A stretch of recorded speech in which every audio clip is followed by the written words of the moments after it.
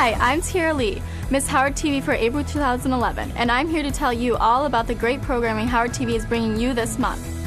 Coming your way this month are never-before-seen e-shows, brand new serious shows, fan-requested shows that just never get old, and we're premiering a series that you fans have been begging for us to bring back. I'll tell you more about that later. I'm sure you're anxious to see what we have in store this month, so let's get started. Howard is known for attracting some of the biggest names in show business and getting them to admit almost anything. This month you'll see candid interviews with Gary Busey. While delving into his longtime battle with cocaine addiction, the off-the-wall actor shakes up the studio in his first ever appearance. Mia Farrow, the legendary actress, talks about her amazing career and scandal-filled split from film director Woody Allen. And in case you missed it last time around, Howard TV is re-airing Howard Stern's 25 Greatest Celebrity Guests, hosted by comedian Jim Breuer. Let's check out a clip from the special. This one, I used to rub against my stuffed animals. She rocked the little boy's world, I gotta be honest with you. Watch this appearance coming in, and something legendary happened. Number 9, the beautiful, and God rest her soul, Miss Farrah Fawcett. In her first and only appearance on June 9th, 1997, Farrah hit it off with Howard from the get-go. I like your top, by the way. You're not wearing a bra, are you? You're not? No, I never do. You're a sweet honey. Let me tell you that. Oh, I can see that. I can see you're sweet. Sweet. Why don't you make it with an ugly guy for once? Come on, let's go at it. I don't think you're ugly. Really? Which only opened the door for things to get rather flirtatious. Can you find a man like me attractive in any respect? I do. I like you. You do? I heard that you were like sort of a fan. I am. As great as the celebrity interviews can be, the motley crew that makes up Howard staff can also make some great entertainment, with moments like Gorilla's new tattoo.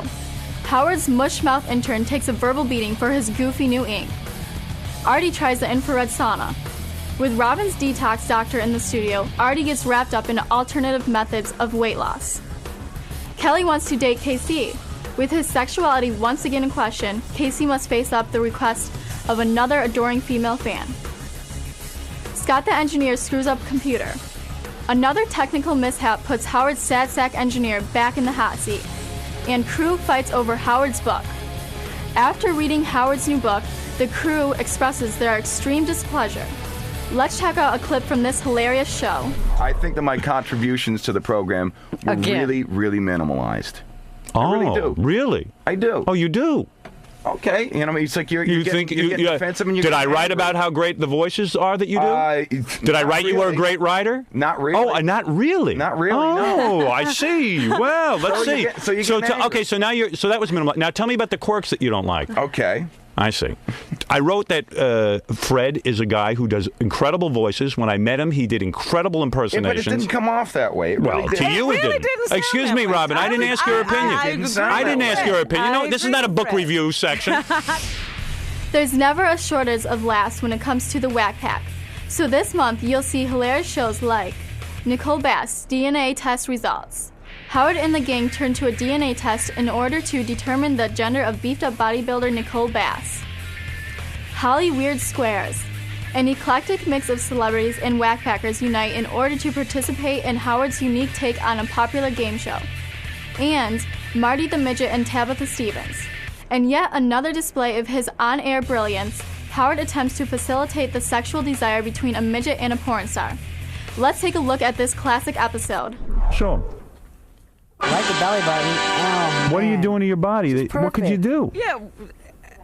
The lower part of her body, what could she do with that? What are you going to do to your lower part of your body? Tell me. I can't. You haven't done it yet, have you? No, I haven't done it. A surprise? Mm-hmm.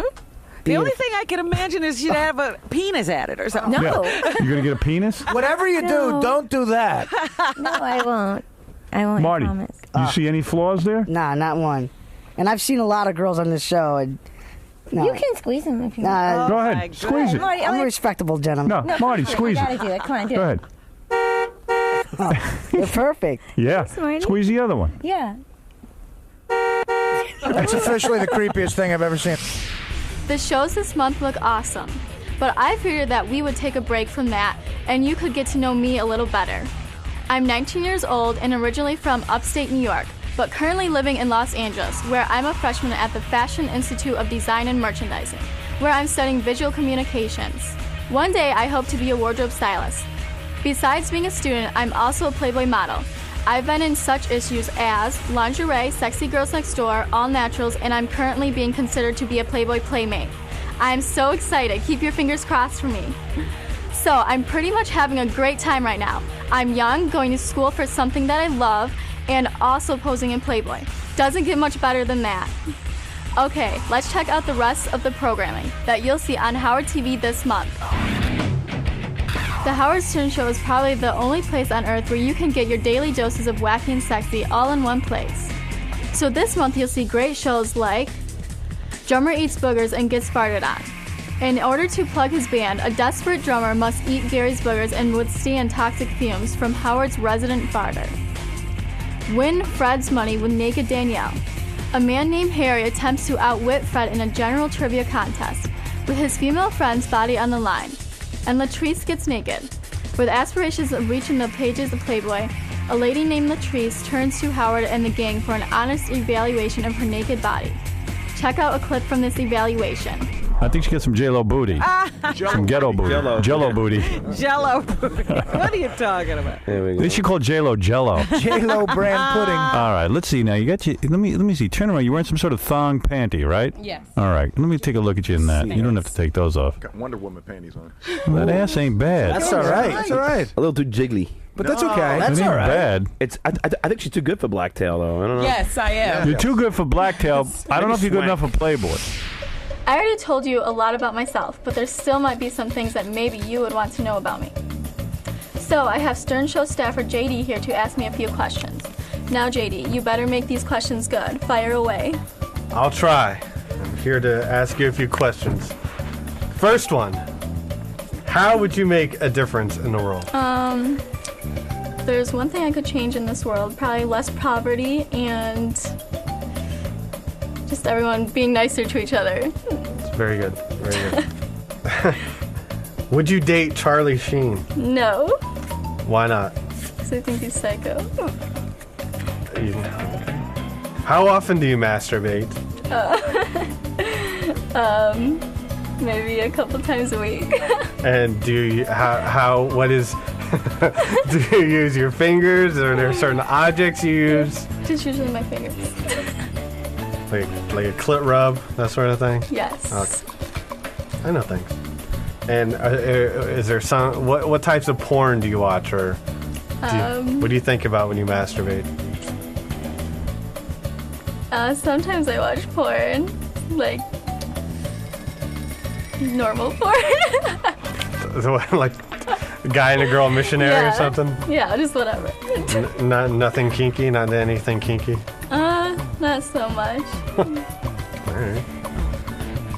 What is your favorite sexual position? On top. And why? Because I can control it that way. Like control? Yes. I like that, for the record. Do you date nerds? Sometimes I have. What happened? Obviously, it didn't go well. No. Well, he broke up with me. Why would a nerd break up with you? I don't know. I mean, he was kind of goofy. But maybe not nerdy, really. Okay. Did he have glasses? Yes. But he didn't wear them often. Of course. Do you eat ass? No. No, I do not eat ass. Are you able to bounce your ass? Bounce it. Not really. Like a badonkadonk type thing? Oh no, I don't know it's not that big. I don't think it shakes too much. You can still be able to move the hips. Yeah. Anyway, if you can't do it, I can't ask you to demonstrate it then. Here goes that. There goes that shit question. Anyways, that's been, I guess, private time with JD. See you around. So, I bet you're dying to know what series Howard TV is bringing back, right? Well, we've been getting tons of fan requests for this show, and we couldn't just ignore them. So, coming back to Howard TV this month will be the best of the wrap-up show. Yes, you want it, and now you got it. Every week, we'll bring you the best highlights from the wrap-up show. You'll see all the after-show hijinks hosted by John Hine and Baba Booey. I can't believe how much you miss these guys. Well, I hope you enjoy its return. Howard may take a vacation break every now and then, but that doesn't stop Howard TV from bringing you the very best from The Stern Show with shows like Celebrity Superfan Roundtable, a wide-ranging panel of Stern-obsessed celebrities gathered to discuss all things Howard. Colin Quinn, Grown Ups. While promoting the film Grown Ups, the actor-comedian stops by The Stern Show with hilarious stories from his quirky life and career. Aaron Lewis, Country Boy. The singer of rock band Stain stops by to promote his solo country-inspired EP. And Little Lupe's Valentine's Day Massacre. On the most romantic day of the year, sweet and sexy porn vixen Little Lupe returns to Howard's airwaves for her very own broadcast. Let's watch a clip from this hilarious yet sexy show. I love when we're 69 and I want to put my tongue in her ass and just start going, but she won't let me. What can I do? I love that. Well, you should lick her pussy first for a long time. Oh, I do that. And make her really, really wet. Maybe you don't lick pussy so good and she's faking all the time, you know? Who do you think should be crowned Miss Howard TV of the year for 2010? Well, go to facebook.com/heavycom to tell us who you like the most. Howard will announce the winner live on April 25th. Vote now, and you can also enter to win a year of Howard TV on demand. And who knows, maybe you're looking at next year's winner right now. You ask and you shall receive. You Howard TV viewers just can't get enough of the Stern Show staff. That's why this month's Fan Favorites category is filled with none other than the people who helped make the show run so smoothly. You'll get great shows like JD cancels Ronnie's radio show, Artie and Ganji fight for Miss Howard TV, staffers take lie detector test, JD and high-pitched Mike pose down, and ring toss with Artie and Richard. Check out a clip from this all-time favorite show. Richard, are you ready? I am ready, sir. All right. For the new title, Lord of the Anal Rings, this is your He's shot. loosening up. Artie has always been the Lord of the Anal Rings. And the first shot comes off. Oh! Wait a second. You might be... It's on. Wow. It's on. He Number one. Number one. Will there be a new Lord? Let's see. Richard, here he goes. Two. I hope you've been keeping up with all the great shows on Howard TV, but just in case you missed any shows, I'm going to run down the top 5 best moments from last month. The 5th best moment involves Benji, who fell into a shtick coma. Benji, what was that about? Don't you care about living? I mean, any of those cars... Then he's neighing in the middle of the block. The number 4 clip of the month comes all the way from Dallas, Texas. Ronnie, the limo driver, a.k.a. Ricky Man, went down to Rick's Cabaret and proceeded to be a creepy old man. This girl knows how to give a lap dance, pal. Oh, it's the real deal. Look what's going on here. That's Roxy. That's her girl Roxy. Number 3. Charlie Sheen called into the show to talk about being a warlock, having tiger's blood, and living with goddesses. Are all 3 of you in the bed together? No, because we're adults. I mean, realize that 3 in a bed is like, we're all not 7, The number 2 show of the month involves 3 lovely porn stars that have had the pleasure of knowing Charlie. How am I making a fool out of myself? Because you sold yourself for 15 minutes of bad publicity. I get really my 15 minutes of fame, but I'm trying to save... You're just making yourself look like a really, total whore. Coming in at number 1, we have Debbie, the amazing pet lady. Debbie really lost it when a certain caller demanded that she get topless. She's not listening anymore. Debbie, talk to him. T-O-P. I don't get topless, all right, bitch, okay? I don't get my top off for nobody, okay? Are you going to come up? No, I'm not coming up nowhere, okay? You want to fucking get topless? I'm not getting fucking topless. Okay, guys. It was my pleasure to be your Miss Howard TV this month. I hope you enjoyed learning all about me and all about the upcoming shows on Howard TV. My time with you is just about over, but before I go, I just want to remind you to go to howardtv.com and click on the Miss Howard TV page, where you'll see my sexy Miss Howard TV photo shoot. I had a great time posing for the boys, so I'm sure you'll really love it too. Thanks for watching. Goodbye, everyone.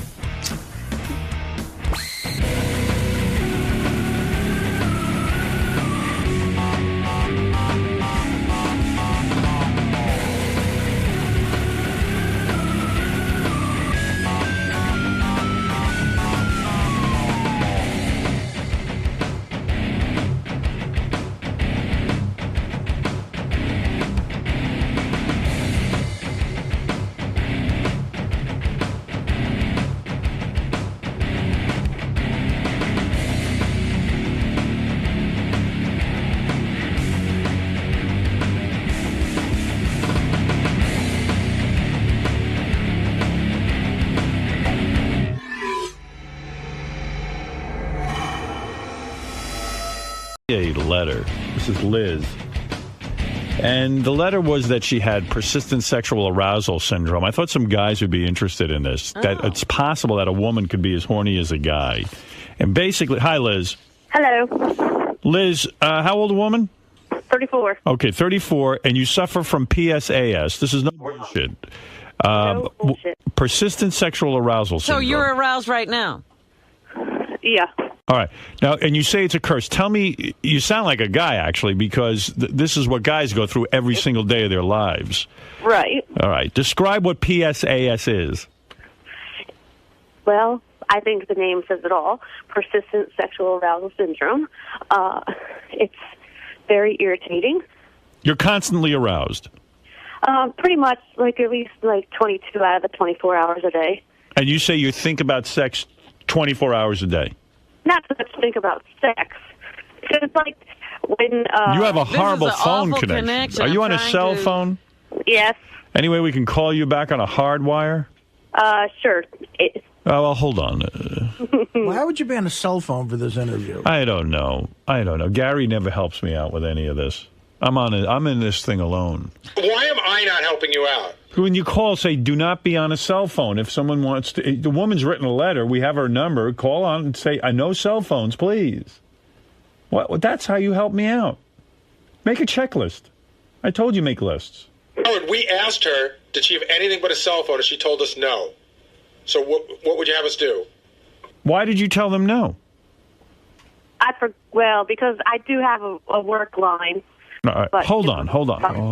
When we asked her, she didn't say All right. Thank you. Somehow you got it out of her. See, somehow I got it out of her in a second. I have a whole bunch of new Gary songs I'd like to play for you right now, if you don't mind.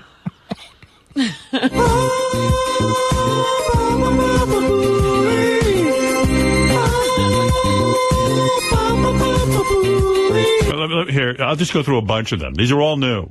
You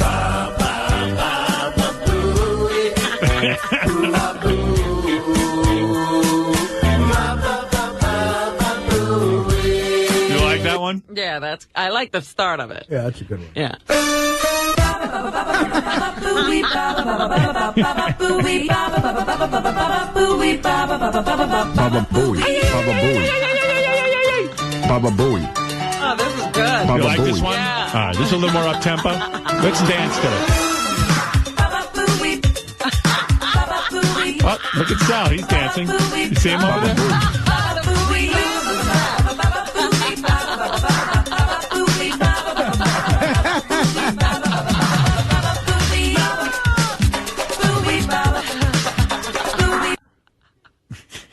Sal can dance. He's funny. He's got the big Baba Booey mask. Here you go, Sal. This is a good one.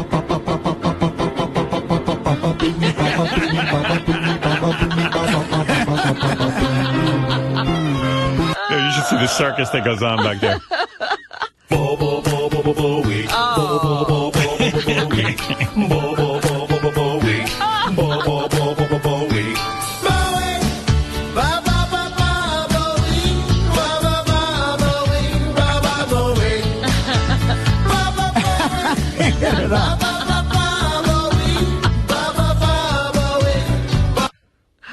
Oh, it's crazy. Yeah.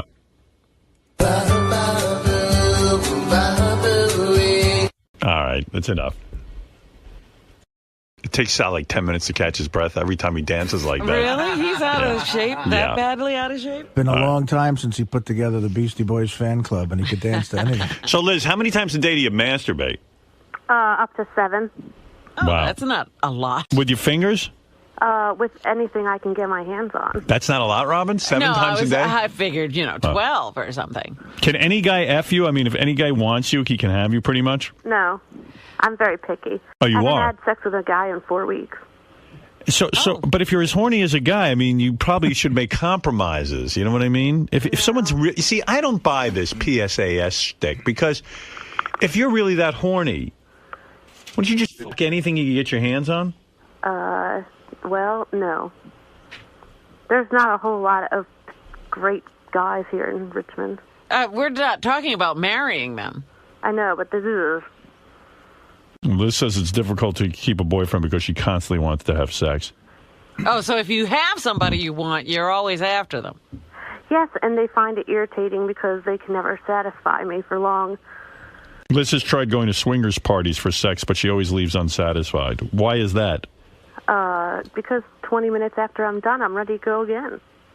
No matter how many times it happens. And you considering a life in porn? You want to go into porn because of your condition? I was thinking that would be a reasonable alternative. At least then I could get some during my workday. And your doctor, you went to a doctor and he diagnosed you as being PSAS? That's correct. Wow. I first heard of it in Cosmo. And then I went to my doctor and we did some research. And then we found Dr. Lieblum's research. And I find myself not caring about this. Right. I was going to say, this is not very sexy. Yeah, it's really not turning me on, and I'm really kind of bored. Yeah, it is boring. All right. We've decided this is a boring topic, Liz. Sorry, this happens sometimes. Turns out women who want sex all the time are boring. Yeah, it turns out it's really not that interesting that you want to have sex all the time. We'd be interested in women who want to have sex all the time with us. Yeah. I'm an experienced Sibian rider, so I've done that. Yeah. Well, okay. All right, Liz. Well, thanks. You're welcome. Have a lovely day. Do you do girls as well? Sometimes. Okay. You're on the Nicole Bass boring as hell list. Liz, no fault of your own. It's just, it's just not important. You have a condition. You have a condition, and I wish you luck with it. Yeah, thank you. Thank you, Liz. All right, bye. All right, Is there no cure? There is a cure. It's called my knock. Yeah. Ralph, you're back? What's going on? What do you want? I'm back for a second. You make a joke out of it with the Gary songs and stuff, but Gary's the producer of the show. Shouldn't you make sure that the guest can be heard? Absolutely. Why do you think I'm frustrated? Yeah, but you laugh it off, but that's serious. I'm not laughing it off. I mean, what am I to do? I mean, it's unbelievable. I have run-ins with people all the time who work with me. That Ronnie, the limo driver, I had a run-in with him this weekend. Hold on. I have run-in. What is it, Gary? Okay. I'm going to, Howard, not ignore you, but I'm going to talk to Ralph directly for a moment. Because Ralph's never worked in an environment with a boss or anything except Gary, not since that parking hut that you worked in 30 years ago where Howard found you. Yeah, all right. Okay, so Ralph, listen. So Will's a producer on the show, correct? We talk about the guest. Will tells me what's going on with the guest. He speaks to her. He says, we need to call you on a landline. I'm fine but what's Ralph's problem? What would Ralph do differently? Because he's such a fucking genius. I'd make sure you could hear her. And she wasn't breaking up and on a cell phone. Right, but when we spoke to her on her cell phone, which is the only phone she said she had, she sounded fine. So what would you do? You're such a fucking A personality. I would unbook her if she can't find a hardline phone. All right, thank you. I'm not interested in this either. I'm not interested in Ralph. Most people aren't. I had a run-in with Ronnie this weekend. What was the run-in with Ronnie? Well, we got the limo, and, it broke down Friday night, fine, or whatever it was. So the next morning, I needed the car to pick up Beth's father and, brother and the kids from the airport. And, we were stressed out all week because we wanted everything perfect for them. Because, it's a big deal. Beth's father's coming to town. He never comes. Right. So I know how you get when you're entertaining. You guys are pretty anal about that. I get crazy. So, I was just Beth all week was talking to Terry, the driver, and he said, listen, here's the phone we gave her brother. As soon as he gets to LaGuardia Airport, call this number. The driver will find you. You'll hook up. This was the plan. So now the car in emergency has to go in the shop Friday night. Oh. Okay. So it's a portable phone. So they forget the phone. Fine. Okay. They forgot the phone. That's the phone number the brother's going to call. Can I explain? So no. Wait, I didn't call for you. Hold on for a second. Thank you. You can leave. Thank you. All right. Let's fuck some hoes! I think Ronnie has a better chance of winning the argument if he's not here. Anyway, so whatever it is, when you're paying for a car, it's supposed to be stress-free, Right. So Beth wakes up the next morning. She goes, "Oh God, I hope the guys get the call from my brother." Blah blah blah blah blah. So she calls up, and some guy answers the phone and goes, "Who's this?" She goes, "Is this Ronnie or Terry? I mean, who is this?" "I'm the mechanic." Oh, jeez. She goes, and he's giving her an attitude, and she's like, "Well, my brother's supposed to come in at the airport. This is the number he's supposed to call. I can't call this number. You know, like giving her a really shitty attitude. So it's okay. He doesn't know what's going on. Who cares? So now the brother lands. He can't find Terry, the driver. Oh.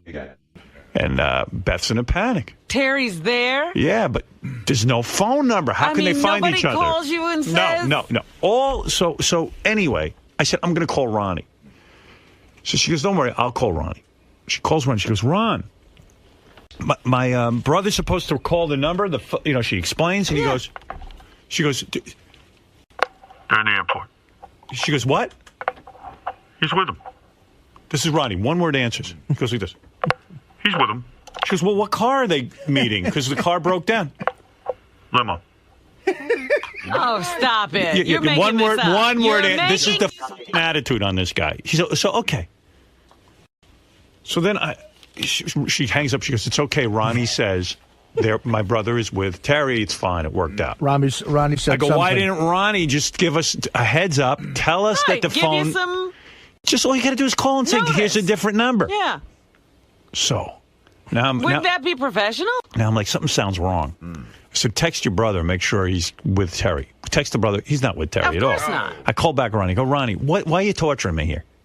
What the fuck are you doing? Give me a fucking break. Could you be a little pleasant on the goddamn phone to my fiance? Limo. And you know how he does. Right. Limo. With the personality. He's scores man.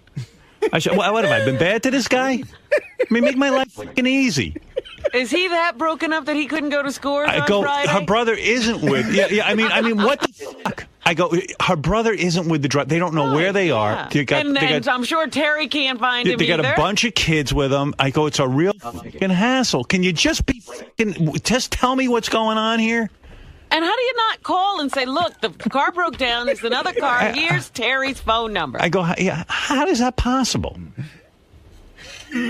So now I'm going out of my mind. I go, man, the fucking guy, he's get that new personality. Yeah. Scores man. No. All right, tell me where I'm wrong. Can I explain, or are you going to let me explain? Explain. All right. The car broke down. Got it.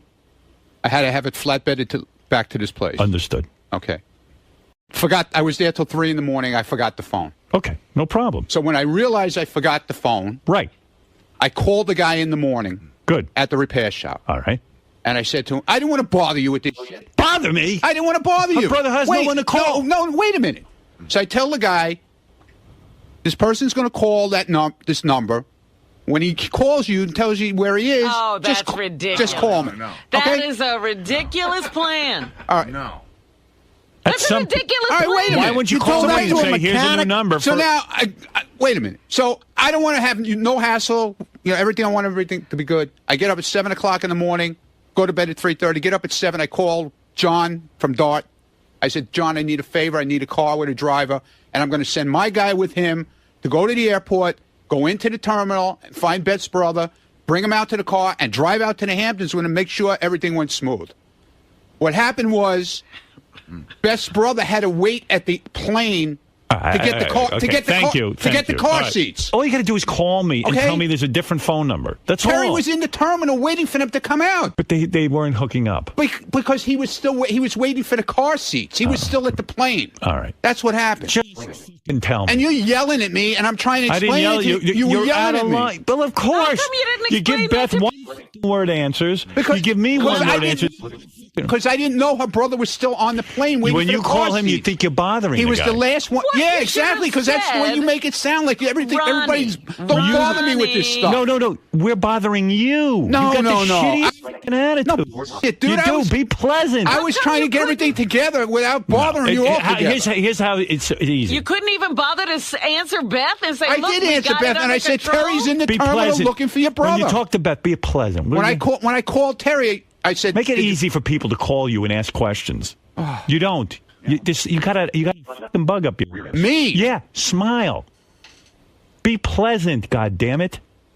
Ron, you're in the service business. Yeah, It's true. You it's a talk to, job. especially when you talk to a woman, you go, Dude. "Oh my God, I'll do whatever I can to make this happen." I'm so sorry. I was doing everything Ronnie, I what could. car are they? No, you got it under control. You got a personality, dude. Act like she's a score stripper and you're trying to win her over. Why don't you knock it off? I'm be pleasant. I was trying to get everything together without bothering you all together. Here's how it's easy. You couldn't even bother to answer Beth and say, I "Look, did we answer got Beth, it and I under said control." Terry's in the Be terminal pleasant. looking for your brother. When you talk to Beth, be pleasant. When I called Terry, I said, make it easy for people to call you and ask questions. You don't. You got a fucking bug up your ass. Me? Yeah. Smile. Be pleasant. God damn it. Ron, you're in the service business. Yeah, It's true. You it's a talk to, job. especially when you talk to a woman, you go, Dude. "Oh my God, I'll do whatever I can to make this happen." I'm so sorry. I was doing everything Ronnie, I what could. car are they? No, you got it under control. You got a personality, dude. Act like she's a score stripper and you're trying to win her over. Why don't you knock it off? I'm with that serious. Shit already. Be pleasant. Yeah, okay. It would have been very simple to explain. Look, I have someone waiting for him in the terminal. You don't even know what you're talking about. She You does weren't know. there, okay? She wasn't there. She doesn't know what went on. So you call this mechanic. So stay out of it. You call the mechanic. You didn't tell anybody what was going to happen. Because I didn't think it would work. It would be fine because Terry went into the terminal to meet them. And they're calling the mechanic.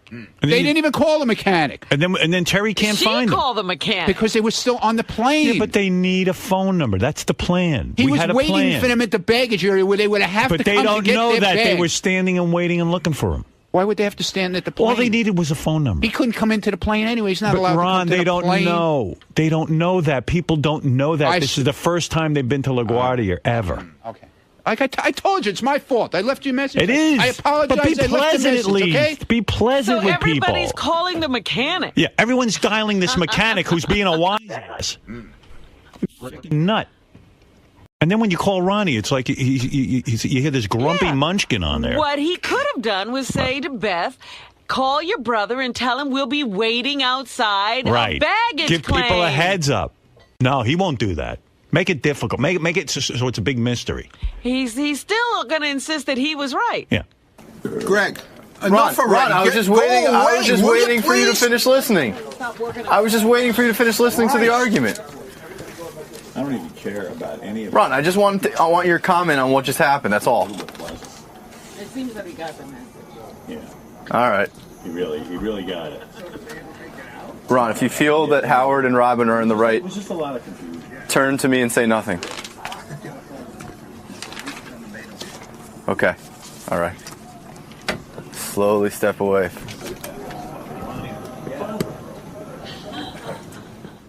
Call up. There's been a change in plan. Yeah, I mean, you should never have had to even think about it. He should have been on the phone with you. Look, the car broke down. We have to change the plan. Here's what we're going to do. Call Terry and leave him a message to meet me outside of baggage. He's passive-aggressive, I'm telling you. He's passive-aggressive. Well, you know what it is. Oh, he hates it whenever anything happens with that car. Yeah. Now he's called into service. He was going to be sleeping. Right. He was at the mechanics till 3 o'clock in the morning. Yeah, sorry. I don't know what to tell you. Plus, mechanics don't want to deal with that bullshit. Have you ever thought of a mechanic giving messages now while he's fixing the car? They want to fix the "Who are car, you?" and that's it. They don't care. He goes, "Who are you?" Yeah. Don't call on this He goes, phone. "Oh, if you call, I'll go call Ronnie." I'm like, "Who are you? What is going on here?" Yeah. Anyway, so So the mechanic's supposed to stop working and call Ronnie and say, oh, the guy's at the airport. I don't even care about any of it. Just be pleasant about it. You know, be a little bit pleasant. It seems that he got the message. Yeah. He really got it. So did they ever make it out? Yeah, they made it out. It was just a lot of confusion. Yeah. The first thing you should do is just give a phone number, because when people come in, they don't know. And Beth's like, I don't want to bother Ronnie. I go, bother him. See, that's it right there. That you have the feeling that you shouldn't bother the person who has to do the job. Yeah, I said, it is ridiculous. She's like afraid of him. I said, well, he's plenty scary. He's grumpy. Smile. Most of us have learned to live with our fear. He's got a good deal. What am I going to tell you? It was crazy. So anyway, her family's with her, and then I came back last night, and I watched I got a screener of Rob Zombie directed a new version of Halloween. Yeah? It fucking kills. Really? Yeah. Are you a Halloween fan? I'm a huge Halloween fan. I don't know all of the... I saw like maybe one Halloween. This is the remake of the Halloween. The first one's amazing. Is the first one start where it's a little kid and you learn the history? Well, I know there's all that history in it. I don't know how how it starts, but all of his history. I think this was more specific to like his origin. Because you see, I didn't know how. And the previews do look great. Michael Myers, the Halloween killer. I didn't know how he, his origin. Here's what happens in the first one. So you tell me how different it is. Okay. Because I'm dying to see it now. Because the first one is a classic. Oh, see, I maybe never saw it. The sequels, Betsy Palmer was his mom, right? Yeah, and Jamie Lee Curtis is the babysitter and all that shit. But because the sequels I can't deal with. But the first one is. He's a little kid and he murders his parents. Yeah, kills them. Yeah. This is. And they find him as a little kid. They take him away. He's judged to be criminally insane. Has to be locked away in a hospital for the criminally insane forever. Yeah, this is it. Donald Pleasance is his doctor at the hospital for the criminally insane. Yeah. And basically, you just see him as a kid. They lock him up, and Donald Pleasance. It's a real dramatic scene. He's like, this kid is evil. He's always going to be evil. He can never leave here. And then you don't see anything. Don't tell everything because that's the movie. It's almost like it's a remake. It was remaking. Oh, okay. So you don't. But you don't see him in his teenage. I'd love to see him in his teenage years in the hospital. They don't see that. No, you see some of that. Oh, you do. But no, you don't see him as a teenager. You're right. You don't see any. It's real quick in the beginning. The setup for the whole movie is he kills his parents and maybe his sister. I forget who. Well, this isn't that quick. Yeah, this is pretty good. I think it were other members of the family. Yeah, this is. Well, all I know is I guess I'd never seen that one, and I guess a lot of kids haven't. I really enjoyed this movie by Rob, and I don't know, I liked it. So I never saw the original. And see, now I'm dying to see it. The original, it's John Carpenter, right? Yeah. It's him at his best because it was great. He escapes as an older kid, right? And now Jamie Lee Curtis is in high school, a hot Jamie Lee Curtis. Yeah. And she's babysitting for people, and Donald Pleasance is like, this kid can escape. This is serious. We got to go get him. And you see him like in daylight in that mask sometimes behind kids. That's and what this is. That music, that classic music, but it's so good. The sequel, but that first one's unreal. Yeah, well, I didn't know. I thought this was an original script by Rob or something, but I guess it's the same thing. But I enjoyed it. I didn't know. I mean, he's killing everybody. It's Richard, great. am I right in that? The original is the greatest movie of all time, as far as I'm concerned. Really a wonderful movie. And the great thing about it, there's not even really any blood in the original movie. It's just so creepy. And the mood that John Carpenter sets with the music and everything, it's like the perfect horror movie. Yeah, well, I never saw that one. I saw Rob's, and I enjoyed it very much. I think what Rob has done, just from what I've seen from the trailers, he's remade it, but added a lot more of when Michael Myers is a kid. Oh, I like that. See, I'd like to see say that. The first half of the movie is Michael Myers as a kid. Oh, okay, then I'd love to see that. Yeah, and it's really cool. I mean, I thought it was really well done. Because in the original, it's about 10 minutes, if that, as a kid, and then... Yeah. Oh, no. This is about an hour of that. That's great. And it was his sister he murders. Yeah. I thought he murders his parents. No. You have his sister. Well, yes, that's his older sister. Right. Mm-hmm. And he sees her having sex. Right. In the original, I haven't seen the new one, but he sees her and he goes upstairs into her bedroom after the guy leaves and murders her. And not the parents? What happens to the parents? The parents come home and see him with the bloody knife after he murdered his sister. And they're like, Michael? In this one, I don't want to give too much away because maybe it's different, but I don't know if I should say because I don't want to ruin it for people. But maybe you should wait. Is what you're about to say in the beginning of it? No. Oh, okay, then don't say it. Don't say it. Oh, by the way, Rob's on the phone. I got to compliment Rob him. who? Rob Zombie. Hey, Rob. Hello? I was just telling everyone I saw your movie that's coming out, the Halloween remake. Oh, you did? Oh, good. It's fucking killer. Oh, thanks. I mean, you've really come a long way as a director, in my opinion. Oh, thanks. I mean, this is, I would say, this is like a real movie. It looks like a real movie? Yeah, I mean, it's really good. And that's what everybody keeps saying, so it's like a real movie. Yeah, like with a real story and a plot. I was looking at the cast. Did Adrienne Barbeau, is it? There's a lot of weird people in it. I didn't recognize Adrienne Barbeau. What did she play? Oh, was she one of the nurses? No, unfortunately, she played the part of the woman that got cut out of the movie. Oh, you're kidding. She's not even in it? I was looking at something on the internet. I'll tell you who I did see. You know that chick who was in Police Academy? You know, the tall blonde? The one who was supposed to be... Yeah, that's her, right? Yeah, she's basically playing the same role. And I saw big-breasted woman? I saw Mickey Dolenz. Nobody recognizes Mickey Dolenz. I recognize Mickey Dolenz from the Monkees. Yeah, there's some weird people in There's like little cameos from people. Rob, are you one of the guys in the movie? No. See, I thought you were the stepdad in the beginning for a second. No, that's William Forsythe. And then there's that guy, Malcolm McDowell. I'm a big fan of his. Right. He was in Clockwork Orange. He's real good. He's a good actor. And then the big surprise is that Rob casts, of course, his wife, Sherry Moon. Yeah. And she's fucking topless. She's dancing in a stripper pole, right?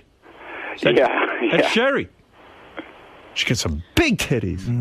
You stripped your wife for the movie? He did. He's got to do a fucking striptease. Oh, my goodness. And there's a lot of teenage nudity types. Well, that's always been part of the Halloween staple. Yeah, it's a real good movie, dude. You fucking made a good one. Oh, thanks, man. I loved it. I watched it last night. I had to take an Ambien and go to sleep because I was all creeped out. You didn't bring it in so I could see it? I did bring it in for you, actually. Oh, thank you. Yeah, it's really good. I liked it. But, the thing is,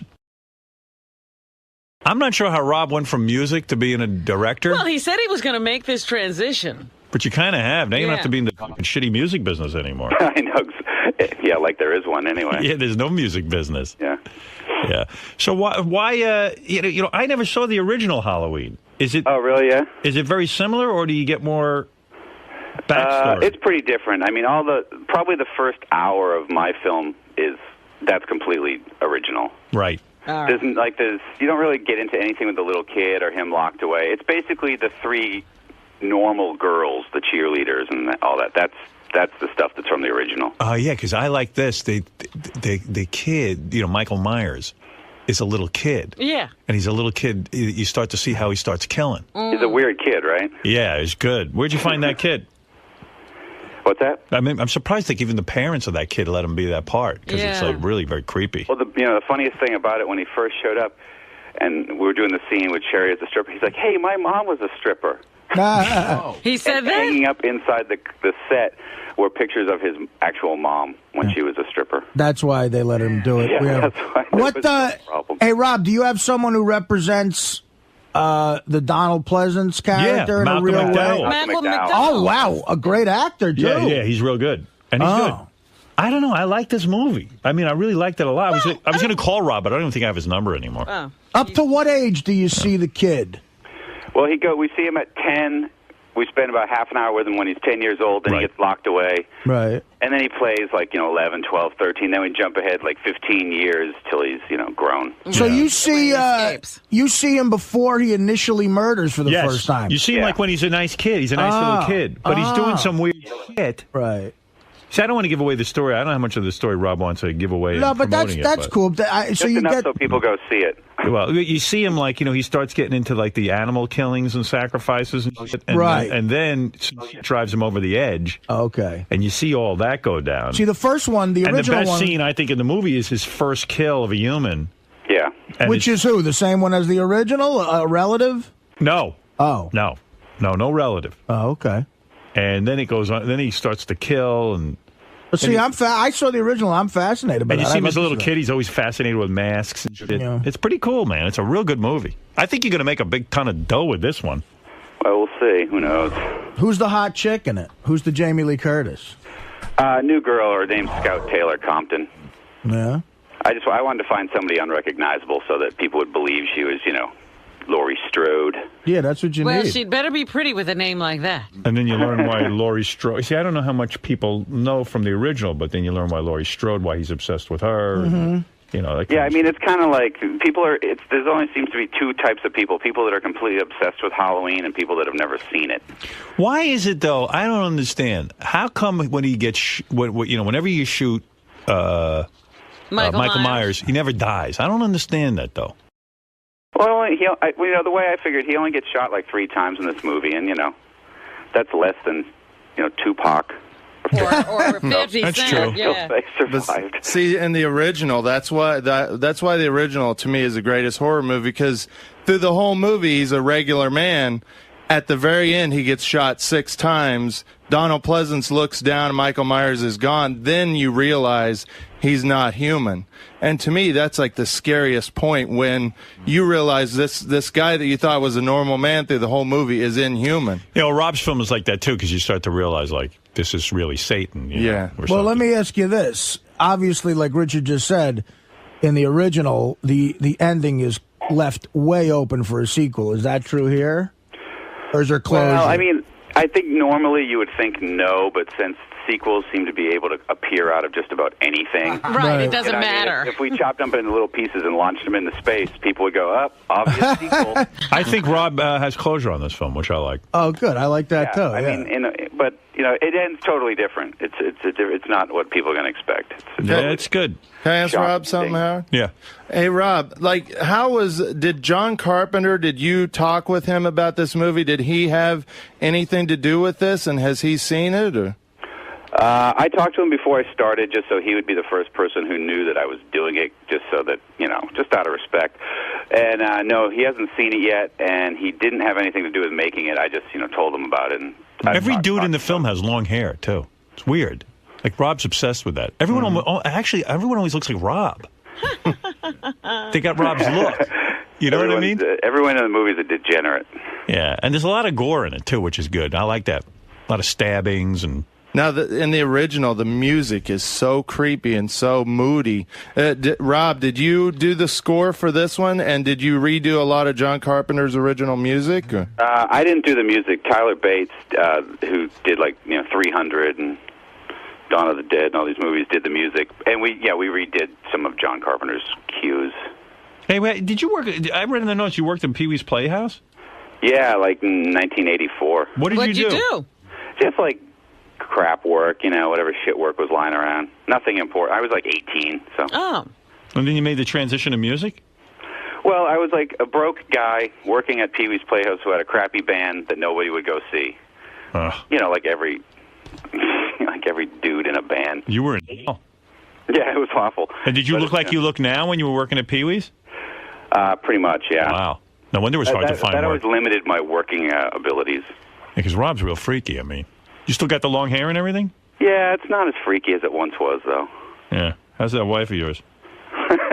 Well, you saw her last night. I sure did. I tell you, she looks good. Sherry holds up. She really, really does. Rob's got it right. You know what I mean? He lives there with Sherry. She's hot. And they don't even have any kids or anything. Nope. Rob can play all day and... He's got a cool house, too. I don't remember if it was Cribs or something, but it's all horror memorabilia. Yeah, he's way into it. Yeah, like for a horror fan, that looks like the coolest house ever. It's almost disturbing how into it Rob is. It kind of prevents me from carrying on a relationship and friendship with him. Oh, dear. I'm like, something's wrong with Rob. He's got fucking, you know, like Frankie's shit all over his house. Yeah, we couldn't actually be friends. Yes, we could. Look around at everyone here, Howard. There's some issues with everyone, I think, that you know. Oh, if I could afford it, I'd have a house like that. Man. Yeah, he's lucky. All I can afford is going to hotels where they shit you about stuff. So how do you get the rights to Halloween? Like who entrusts you with that? Bob Weinstein had it. Oh, the Dimension Films. Yeah, Dimension. I just went in and had a meeting with him one day, and I didn't even know why. You know. Like what kind of budget you got there, Rob? It was $17 million. Yeah, it's a good-looking film. When you don't know, Robin, you'll like it. The original. I'm looking forward to it. Yeah. The original was only $350,000 budget, and it went on to become the biggest money-making independent movie of all time. I'm sure. Yeah, because it made like $50 million. I'll tell you where Rob hits the right note on this, and this is why I'm proud of him. A, it's a good film. It's a good story. I couldn't turn it off. I freaking loved it. It was scary, but more importantly, like it had a story. And the real thing is that he spends about an hour of the film on the background of the kid, and then the rest of the film is just tons of killing. Mm-hmm. So like you get both. You know, some of the Halloweens are just senseless killing one after another. It's almost like porno. So you get both. You get a story and you get tons of fucking killing. And that's what I wanted. I like prequels more than anything. I love the idea of seeing a story about how somebody, how somebody got to a place. And this sounds like it's mostly a prequel more than a remake. And in a way, yeah. Well, that was the problem. I mean, your lead character essentially wears a mask and never talks. Yeah, that's hard. It doesn't give you a lot of leeway. So that's why I figured if I spend a lot of time with a kid, you know, even though the kid eventually stops talking when he's locked away, you kind of like still assimilate that personality that you saw earlier. It's like doing a movie with Teller. But you know, it's exactly but it's a cool movie, and then you know, I don't know, I just thoroughly enjoyed it. I can't wait to see it. Yeah, Rob, congratulations on Thanks, that. Howard. Thanks. Yeah, you did a great job. Howdy, everybody. This is Richard Christie. I'm a huge horror fan, and the original John Carpenter's Halloween is my favorite movie of all time. So I'm really excited to see Rob Zombie's version, and now you get to check out an exclusive trailer for Rob Zombie's Halloween.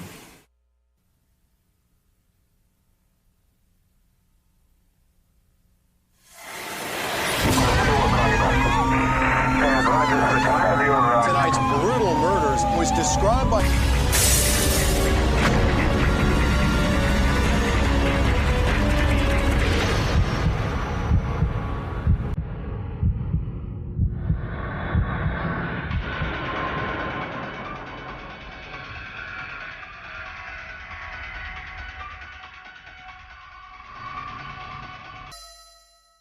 Talks to everyone. How are you going to...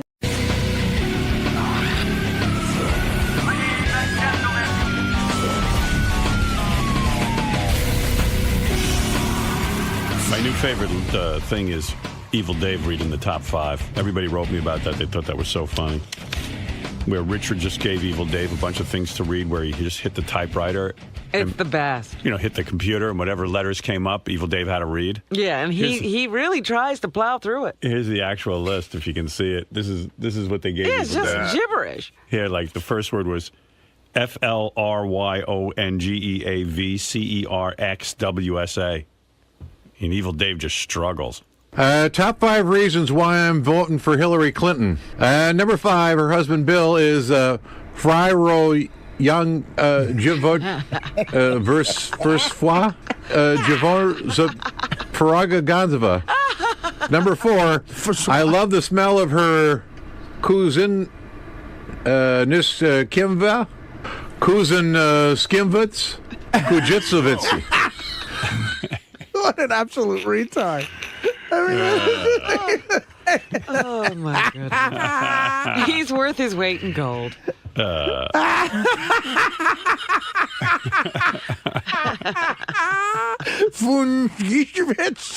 just hit the computer, whatever letters came up. And then how does he move on to the next item? Like, okay, we got that. He nailed that. Let's go on. He's done. Because her husband is a number 2. Look at this next word. VRWONDZSKA. Number 3, because Barack Obama doesn't know Varwanda Zaka from Varanza Skadad from Cucumbers. Let's see. Number... And we told him that these are catchphrases on our show. Yes, they're like phrases he might not have known. He said you might not know these words. They're catchphrases from the show. And it's good stuff. Yeah. 2, have you ever tried to drive a Maslaguziwa? Maslak Las Gerlowitz? Maslu Gerziewicz? Maslu Guzowik? And the number 1 reason I'm voting for Hillary Clinton, I can't stand it when she's Untharem Kazenskis, Urtharem Skit. I can't stand when she's Untharez Rem Tizzies. His head's gonna Urothem Skiddish. What a guy. What you heard was, I've been working, hey Howard, I've been working on an Evil Dave impression. Like, this is when you're interviewing the real guy. Just say, so are you dating anybody? So, Dave, tell us a little bit about your personal life. Are you dating anyone? Huh? It's always He heard it perfectly, but he always comes back with that. Hey, I'm Pat Monahan here on Howard TV. Very grateful to be here. Excited to talk about a new record that I have called Last of Seven that's out today, and a new wife that is amazing, and new life, really. So thanks a lot for having me. Hey, look who's here in the room with us. Of course, it is Pat Monahan, who has broken away from Train. I guess... How'd he get away from the train? I don't know how he got away from those guys. How'd you get away from those guys? You know, I really just said it was time for me to make my own record right now. Is the band officially broken up? No, I don't think so. It actually started when I started writing outside of the band for the first time ever, and wrote a couple songs for Tina Turner's record.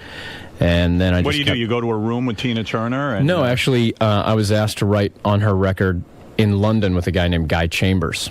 And so I had never done anything like that before. You sit there, you write with Guy Chambers. What, is it like a 9-to-5 job? You get up and you say, hey, we'll meet at 10? Kind of the way those guys work, and I had never worked that way before. So, I was in London, no sleep. I can't make the time change. So, But do you really want to give Tina Turner your best material? Well, he and I worked together, and there were like 4 songs that we wrote, and one of them I was like, I can't give that to anybody. Because it was too good. I think it's pretty great. Wow. And then I wanted to give Tina one of the songs off my record, and my manager said, "What are you? Why are you gonna? It's good. It's good. An amazing Why would you song. give it to her? Right. But although if she has that's tough. And Tina's not getting anything. So anybody who hires you to write for them basically is going to get your worst material, not your best material. That's good. That's a good endorsement. The B team stuff. Yeah. Right. I don't know. And you have to get into the frame of mind of Tina Turner in order to write music for her. Sometimes. Would you ever put on a Tina Turner wig and pretend you're Tina Turner? You did that. Did you let a guy beat the shit out of you? Yeah, do you get Ike in the room to yell at you? I want you to hire Ike to beat you with a shoe, and then you could get into that Tina Turner frame of mind. Stay in an abusive relationship for years. Yeah. What rhymes with beat me Ike? The truth is that I asked if I could speak with her first, because I didn't want to write for somebody if they were going to be a knucklehead, Right. So she called me, and I really liked her a lot. And hello, baby. But she made a point. She's like, I don't want you to write about me or my life. Yeah. And I was like, she's had enough of that. Yeah, she had enough tragedy. Let's get a nice happy song going. Right. So did you in fact write a few songs for her new album? They use the term commission, I guess. So we wrote some songs, and she commissioned 2 of them. So I suppose they're going to be. Do you get paid for just working over there? No, only for the songs that she uses. Yeah, you spend, and it costs quite a bit of money to go to London and do anything. But of course.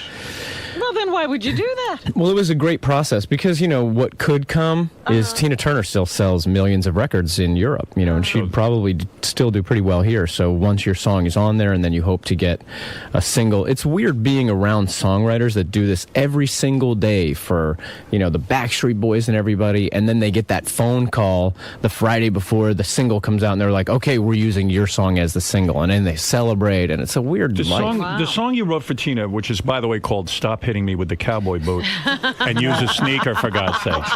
That's a great song. It's called I'm Sorry I Got You Shit Coke Last Night. The phone is for talking. That's what it's called.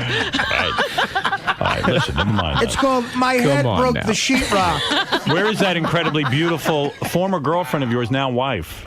She's, she wasn't feeling great. So Not feeling great. I'm sorry. Not feeling it wasn't. What is her problem? It wasn't the right thing. I don't know. Isn't it amazing you marry these women now? And then they get sick. When she was the girlfriend, she was right here at his side. I mean, it's unbelievable. She followed you like a puppy dog, and now all of a sudden she's too busy to come in. I'm sorry to hear that. She's, you know what, man? I got to tell you, I think you're going to be in great shape. I'm incredibly happy. Married. Well, you've only been married a few months.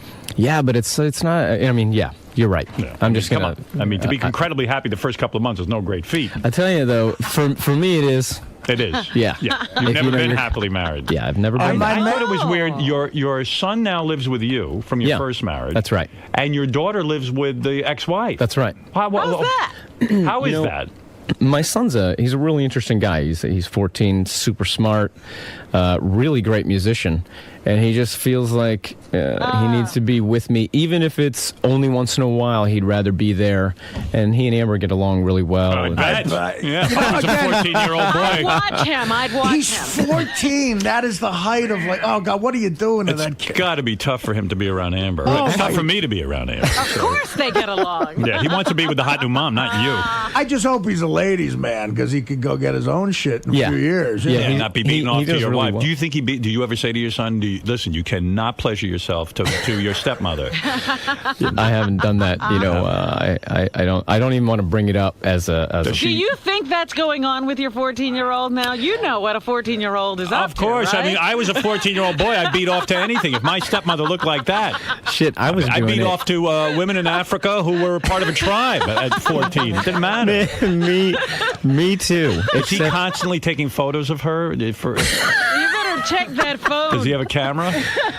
He does have. He has all of the high-tech internet stuff that he needs. Does so Amber walk around in a bathing suit ever? Because I mean, does she ever wear bikinis in the house? Often. In the summer. It's How old is Amber? She's 25. Holy shit! She should be in an overcoat 24/7. Do you say to her, Amber, look, I have a young son. You cannot dress hot in the house. Do you ever discuss this with her? I mean, she must feel, some sense of responsibility there. But she's insane. You should be punished for looking so beautiful, darling. Right, darling, go ugly yourself up. Yeah. You know, I don't know. I think my son's he's got a different girlfriend every other day. Good for him. Right, good for him. Well, if that wasn't the case, and I look, I'm a Jersey guy. I don't think I've ever said this out loud to another man in my life, but he might almost be better off your son. I mean, instead of being tortured. Yes. So I'm glad. You know, it's funny because I'm the kind of dad, I guess, that I'd be cool with whatever, you know. And I've asked my son maybe too many times, like, "Hey, man, you good? Do you like?" And he's like, "Jesus, man, no, I really like girls, Dad. It's cool." Is the with Amber as frequent now that you're married, or has it slowed down? And be honest. You know what? I'll be honest. Okay. It hasn't at all. It has not slowed down. Not at all. It's still going strong. Amazing. Yes. And what if she wants to have kids and ruin that incredible body? I'll be like, I'll line up to say yes. Really? You're ready for that. We laugh about it because the day, the first, year, I was like, here are the rules. I ain't moving. I am not living in Seattle. Guess where I live? Seattle. That's right. You better not ever plan on getting married because I'm not going to get married. Guess what? You're married. And if you want kids, I'm the wrong guy. And now you're saying... So she's probably got twins right now. I don't know. So, Pat, what do you say to Howard? Is Howard going to be a father in the next few years, you think? Pat knows I'm not. I don't know, man. I think Beth's she's a really one. When I see you guys together, like, like Amber, it seems like she only smiles for you. That's right. And that's a pretty amazing thing. Yes, so I is. think when you have something like that, you reach a point where you go, oh, whatever you want, just keep doing that. Right. What have I said is going to happen, Artie? I don't know. I was reading in the paper today, they're accusing Britney Spears of being a bad mom. Her ex-husband is suing her for custody of the kids. Right.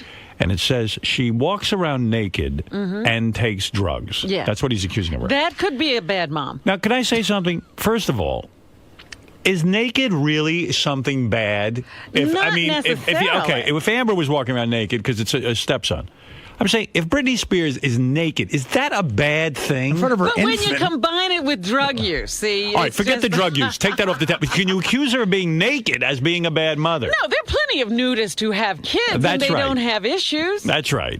I got to tell you... Although I saw my mom naked and I was traumatized. Look at you. Man, I never saw a bush like that. I saw popcorn sticking out of her panties. Jesus Christ. I mean, she had a bush would have knocked your socks off. And big old titties. Old-time bush. I'll be honest with you. I never saw anything like that. You stop. I said, my God, I'm afraid of women. I such an adult. When Britney Spears was on top of the world, I would do a little shtick during my show to be like, because I met her once and I was like, hey, whatever. But now that she's like, I'm a fan of hers, man. I think she's hot. I think she's not great now. And I mean, cool, did you see and the I Video wanted to- Music Awards? What's that? She got chubby.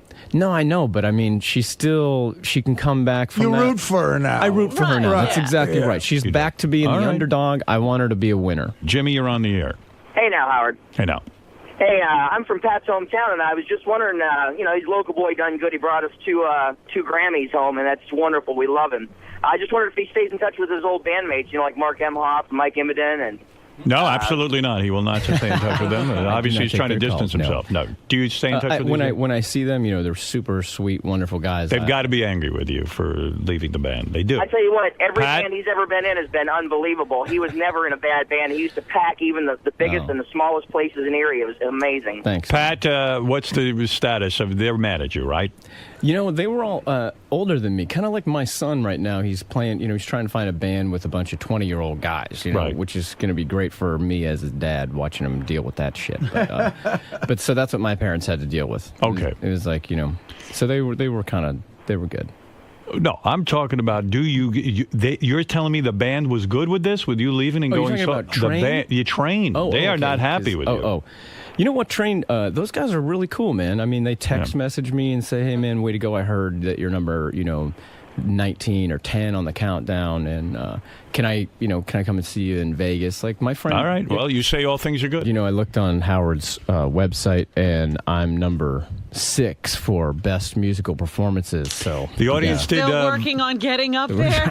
The audience, out of all the musical performances, that's no easy feat for the audience to. No, vote believe that. me, there's a lot of stuff that's gone down in this studio. You've made a lot of fans on this show. I'm telling you. I was going to tell you that. Like a lot of girls like Train music. They like my music, and guys, they like Bruce Springsteen. You guys are sure. Yeah. It's like a different scene. And you've won over a lot of people. Since I've been coming on your show, like guys who are shooting my video for Her Eyes, they'd be like, "Hey, man, I'm a huge Howard Stern fan, and every time you're on, man, I love it." You can really sing, man. It's always great. It's wonderful. In a world filled with lip syncers and studio tricks, you are the real deal. You can sing. You're number 6, and number 5 is Beetlejuice farting "Hey Jude." Hey, that's a classic. Rob, that is a tough thing to beat. That's right. You're absolutely right.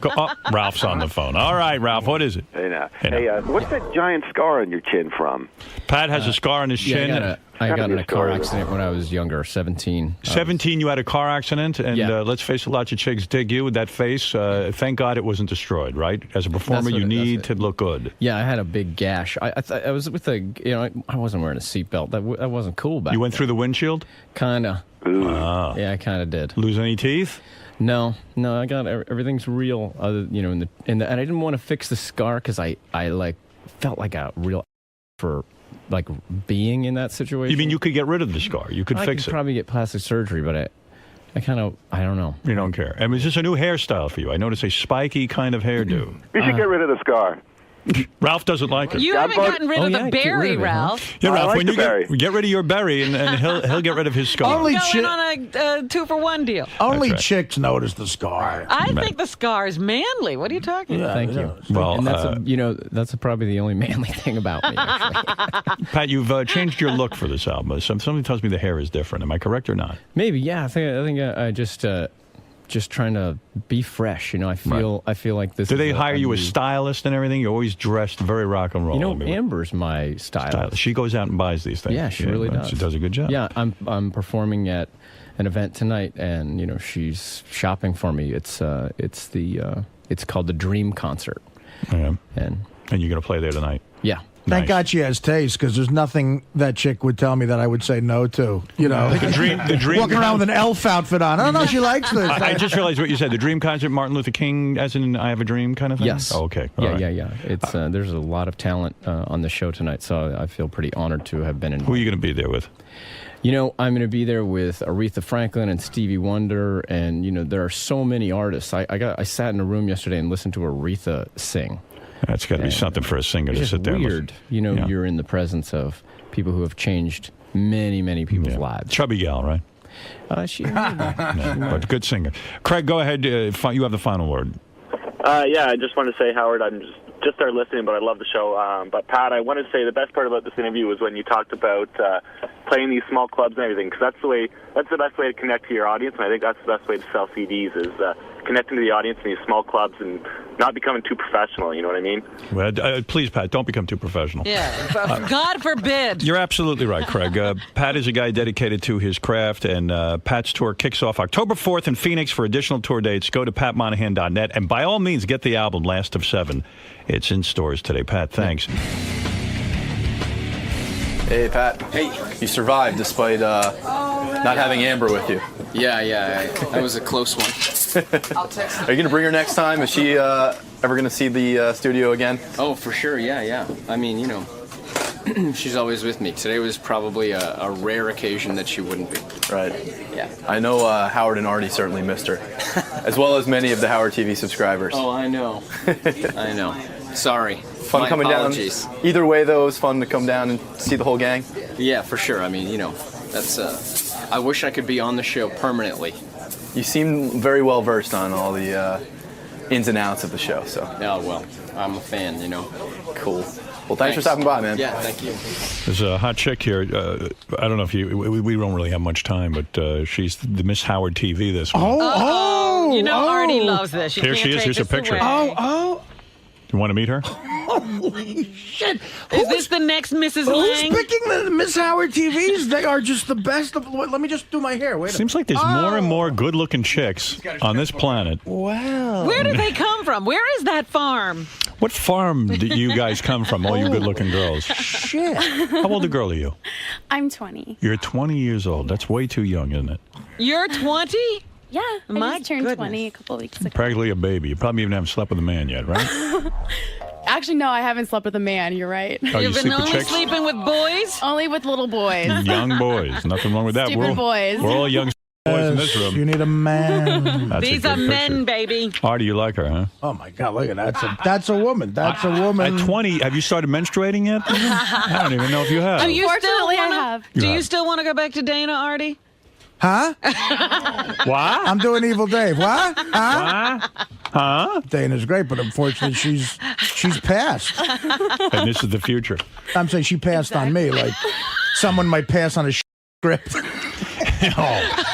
You know, well, you are very beautiful, and your job now this month is to be Miss Howard TV. And what does that mean? You're going to introduce all the programs Yes. on the channel, I am. and you will Are represent you us. excited about being... I'm so excited. Oh, good. I'm really excited. It's I gonna be apologize. fun. I don't even know your name. It's Stephanie. Stephanie. Do you have a last name, or you just go by Stephanie? Petruso. Stephanie Petruso. Oh, Italian. Italian girl. Nice little Sicilian Italian. Sicilian. Yes. Can you make Don't mess sauce? with me. Can you make sauce? You know what? I don't have patience to cook. Honey, you don't need to make sauce. Yeah, no, we'll get somebody to make the sauce. It's fine. I'll make sauce.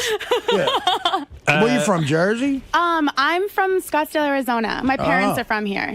Why do you think so many Americans can't identify the United States on a map? I was on a radio show last week and they asked me that question. America's got crappy education. There you go. See, that's what you got to say. That's Good it. answer. You should be Miss America. See, that's what Arizona's like. See, when I play that club, the Improv You in talked Tempe, about that, yeah. the first 5 roses, that's what it looks like. It's just unbelievable. It looks like Miss Howard TV. It's all 10s. Stephanie, yeah? Yeah, because Scottsdale, Tempe, they're right next to each other. Are you from Tempe? I live in Tempe now, Yeah. but I've been living in Scottsdale for this. And what is your dream now that you have achieved Miss Howard Stern status on Miss Howard TV? Is this a stepping stone on Is this the it way for to you? something? You know what? I hope I take this and just kind of like network or take this and run with it and do something. I've been acting.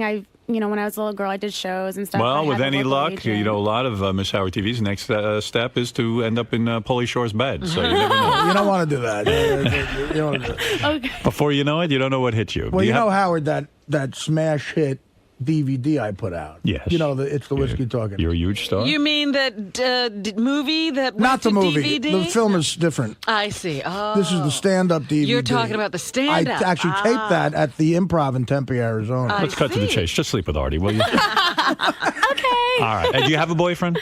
I don't. You do not. You know? You How do sad. now. That's not sad. That's not a sad thing at all. Well, you'll be leaving New Look York at with a that boyfriend. Big hunk of man over there. He's enough man for you, trust me. I'm 30 sit-ups away from being your dream man. It's not going to take that much to whip him into Right, shape. 30, 40 sit-ups, Tom. Well, you are beautiful. And how old were you when you made love to your first woman?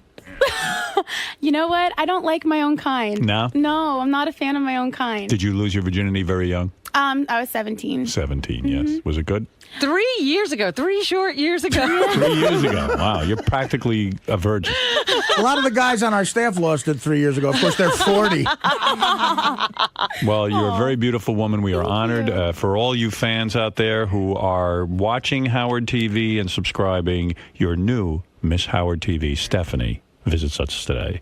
Thank you, Stephanie. Thank you so much, And that's guys. a great bikini. You look good. Thank you. You are very beautiful. And natural boobs? No. Those are enhanced. I got them done in March. They Saved look up my very own real. money and did it myself. They look real. They do? Yep. Thank you. Well, That's good. a big compliment from you. Absolutely. I've seen them all. Thank you, Thank you Stephanie. so much, guys. That's All right, the last Stephanie. piece of plastic surgery you'll have to pay for on your own, if I have anything to say for it. That's right. There's a lot more plastic surgery where that comes from. Look at her ass, man. That's like 20 years old. 20. What was I doing 20 years ago? Why don't you go out with her? Probably cocaine. Go out there now. Why are you fooling around and acting like that's not possible? Walk out there now and say, you are my girlfriend, and you're moving into my home in Jersey. A little awkward. It's not awkward. Well, at she all. said she wants to take the ball and run with it. Yeah, well, take both balls and run with it. Take my ball. Take my balls and run with it. You need a girl like that. That's what I'm thinking. That's a statement. That's the kind of girl I think you should be with. That's a real Man of woman. your That's status, a, you guys achieve success. That's what you should have at your side. Honestly, I'm not bullshitting. Listen, I agree with you. You're not enough to tell me about it. Go out there. You Lay the old Lang charm. Yep. Tell her what's going to be her future. Tell her she could walk in. I could walk in any diner in Jersey right now and get a nice table. That's right. Doesn't she want to have that life? Remind that girl of that. Yeah. That's right. Tell her what goes on in Jersey when you walk into a diner. You like disco fries, honey? Yeah. There's lots of disco fries. So are you excited? I mean, that's a pretty good start. I'm stoked. I'm really excited. Were you a little nervous that maybe you weren't going to be getting the approval of Howard and the gang? I kind of was. I was actually, he called me like beautiful. I was like, oh, dang. So you take He's nice. You take that as a huge compliment. Yeah, I thought he was gonna brag on me. My friends like were preparing me. They're like, he is gonna be mean to you, and I'm like, no, he's not. So you sound like you're aware of the show. You know what you're getting into and everything. Yeah. So he's not as brutal as you had originally thought. No. What did you think of Artie? He seemed to really take a liking to you. Hey, he's nice. Any chance? Does he have a shot? He loves the Italian girls. You know, I live in Arizona, New York, Arizona. It's really far away. I don't know. Maybe if he comes out. Maybe if he lived close. Maybe if he moved out to Arizona. You know, maybe we could have a relationship. Okay, we'll leave it open-ended. Yeah, you know what? Leave it. Well, we'll leave it. Well, good luck with your. And October should prove to be a good month here. It should. All right. All right. Bye-bye.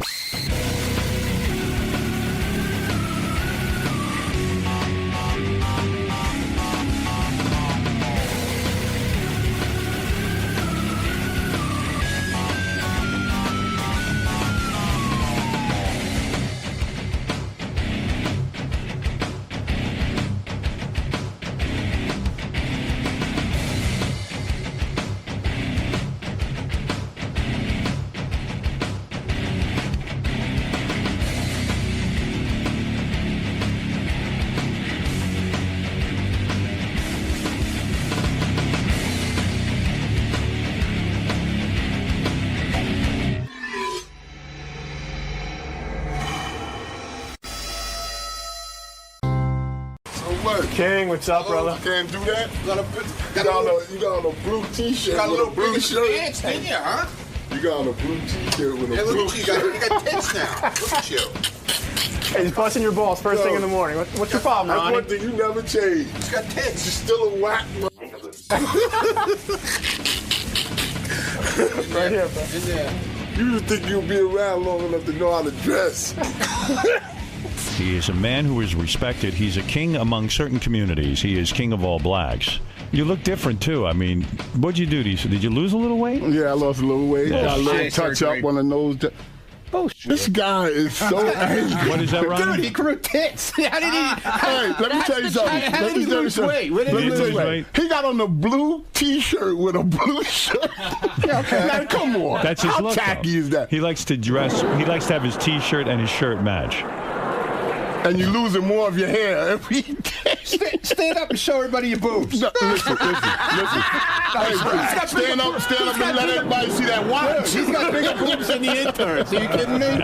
You should have him standing up there. Is he Italian? No, he's Jewish. Oh, I thought he was Italian. He better not have bigger tits than the interns. Pinstripe suit. Already have him stand up. Yo, I said, good morning, man. Good morning. How you doing? Fuck you, man. What the fuck? I'm like, what's wrong with this tough dude? guy. He's a tough guy. Do you talk that way to white people too? No. Oh yeah, all day. No. Walks around angry. Ronnie's angry because I was so I said, damn. Why is he so angry? I don't know. I don't know. You're He's going got to a see good lovely job. interns today. He's got a good job. I mean, how many guys get to move from limo driving all the way to like hanging out at a cool radio station every day and seeing cool people and meeting guests and. I don't know why meeting guys, meeting girls. I don't know why he's so angry. I don't know, man. And then I'm sitting. Do you see Ronnie dyes his beard now? You can kind of tell. Oh yeah. Yeah. I admit it. Hey, what the fuck, man? What do you comb your hair with? A eraser? What do you comb your hair with? An eraser? What are you talking about? You fucking look like Robert Joulay. What are you talking about? You think Ronnie's going bald? Oh come on. I have How can you go when you win? He's got hair. It's a little thin. Yeah, it's very thin. So what? Yeah. It's very thin. In hair. Yeah. So angry. What's wrong with his watch? You said. Yeah, what's wrong with my watch? I don't like it. Well, nobody asked you to like it. My father didn't buy it for me. And you got that garbage man yellow gold on. Yeah. That's a shame. It really is a shame. Fucking asshole. What is that? What is he wearing? Some sort of jewelry? Yeah, it's gold. I'm wearing Yellow gold. Who wears yellow gold in 2009? It's yellow and white gold, stupid asshole. Oh, it's mixed. You stupid That's even motherfucker. worse. Multicolored. Hey, I'll take the let me have the yellow and the white gold, just in case I wear a white gold watch. I won't clash. When did you buy that, Ron? Come on, man. Knock it off. What, the bracelet? Yeah, when did you buy your bracelet? I didn't buy it. Somebody gave it to me years that a ago. Cuban link? It was a gift. What is that? King? It's a Cuban link. What do you mean a Cuban link? That's the style of it. Right. That's from '87. Yeah. Yeah, so maybe that's when it's from. You don't I got it as a fucking gift. My father doesn't buy me everything. Do you? And sometimes you forget it's on because it's so light. You forget that you got it on. My shit is heavy as hell, motherfucker. Look how heavy that shit is. Shit, what does that mean? What does it mean that it's heavy as hell? It means it's more expensive. Exactly. Wow. Oh, well, damn. It weighs more than his tits. What kind of? I have to admit, King, your bracelet is a little nicer. It's heavy. Yeah, it's a substantial. He's also got the tacky cufflinks. Yeah. Oh, I love you, Ron. Now, you know you my man. I love you too, but these sneakers. You and Artie with these sneakers. Yeah, when man, you buy the them? king don't like my kicks, man. This is bullshit. What's wrong with Rob's sneakers? I don't know. You know what? I think it's a white thing. Like, I'm just chilling. And Yeah, what kind of watch do you wear? Because you y'all got me this. Yeah, which But one? I do got a Rolex at home. You do have a Rolex? White gold, not yellow. Wow. I got a Rolex that my daddy bought me. Is white No, gold? my father didn't buy that, huh? Shit. Is white gold better than? Well, style-wise, Yeah. I think. Yeah. If you wear a yellow gold bracelet and a yellow gold see ring, you those look like a things, car man. salesman. Meanwhile, Ronnie. I know what he means. Ronnie's bracelet is like a little bit. Why would you wear it? Right. Is it necessary to wear that bracelet? Yeah. Did you wake up and take a shower and say, "Where's my bracelet?" That bracelet. Come on, dude. My bracelet. First of all, shit. First of all, dude, I don't wear jewelry. I mean, this is it. I'm not like you. Yeah, but decked out like fucking. If you lost that, would you look for it? If you lost that bracelet, would you look for it? Yeah, I'd look for it. For what? You stupid ass. King, isn't it more important if you only wear one piece of jewelry to make it a statement? Yeah, a ring here, ring here, ring. Look at you, look at you. Well, I just felt like that today. I'm in the mood. Yeah, right. Yeah, okay. But, no, I saw you on your street sweeping wearing all that shit.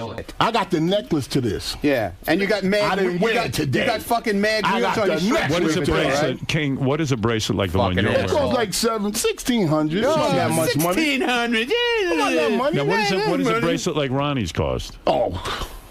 About $350. $350? If you give him $1,000, he gonna give you change. Yeah, and if I give him $1,000 for this, he gonna go, well, where's the rest of the money? What's your point? What's your point? Huh? Yeah, what is your point? What is the point? Let's go to 30. Where's the diamond district? What is the fucking No, we're point, gonna go though? there and weigh these bracelets. I don't have to be like a boogie like you, man. A boogie? Oh, shit. There you go. That's word is nigga. I smell N-word. I smell N-word. This is like I love it. Go on, man. I know you've been down to call me a nigga for about 10 years. No. Somebody hit the boogie button. What do you mean? Wait a second, Ronnie. What do you mean?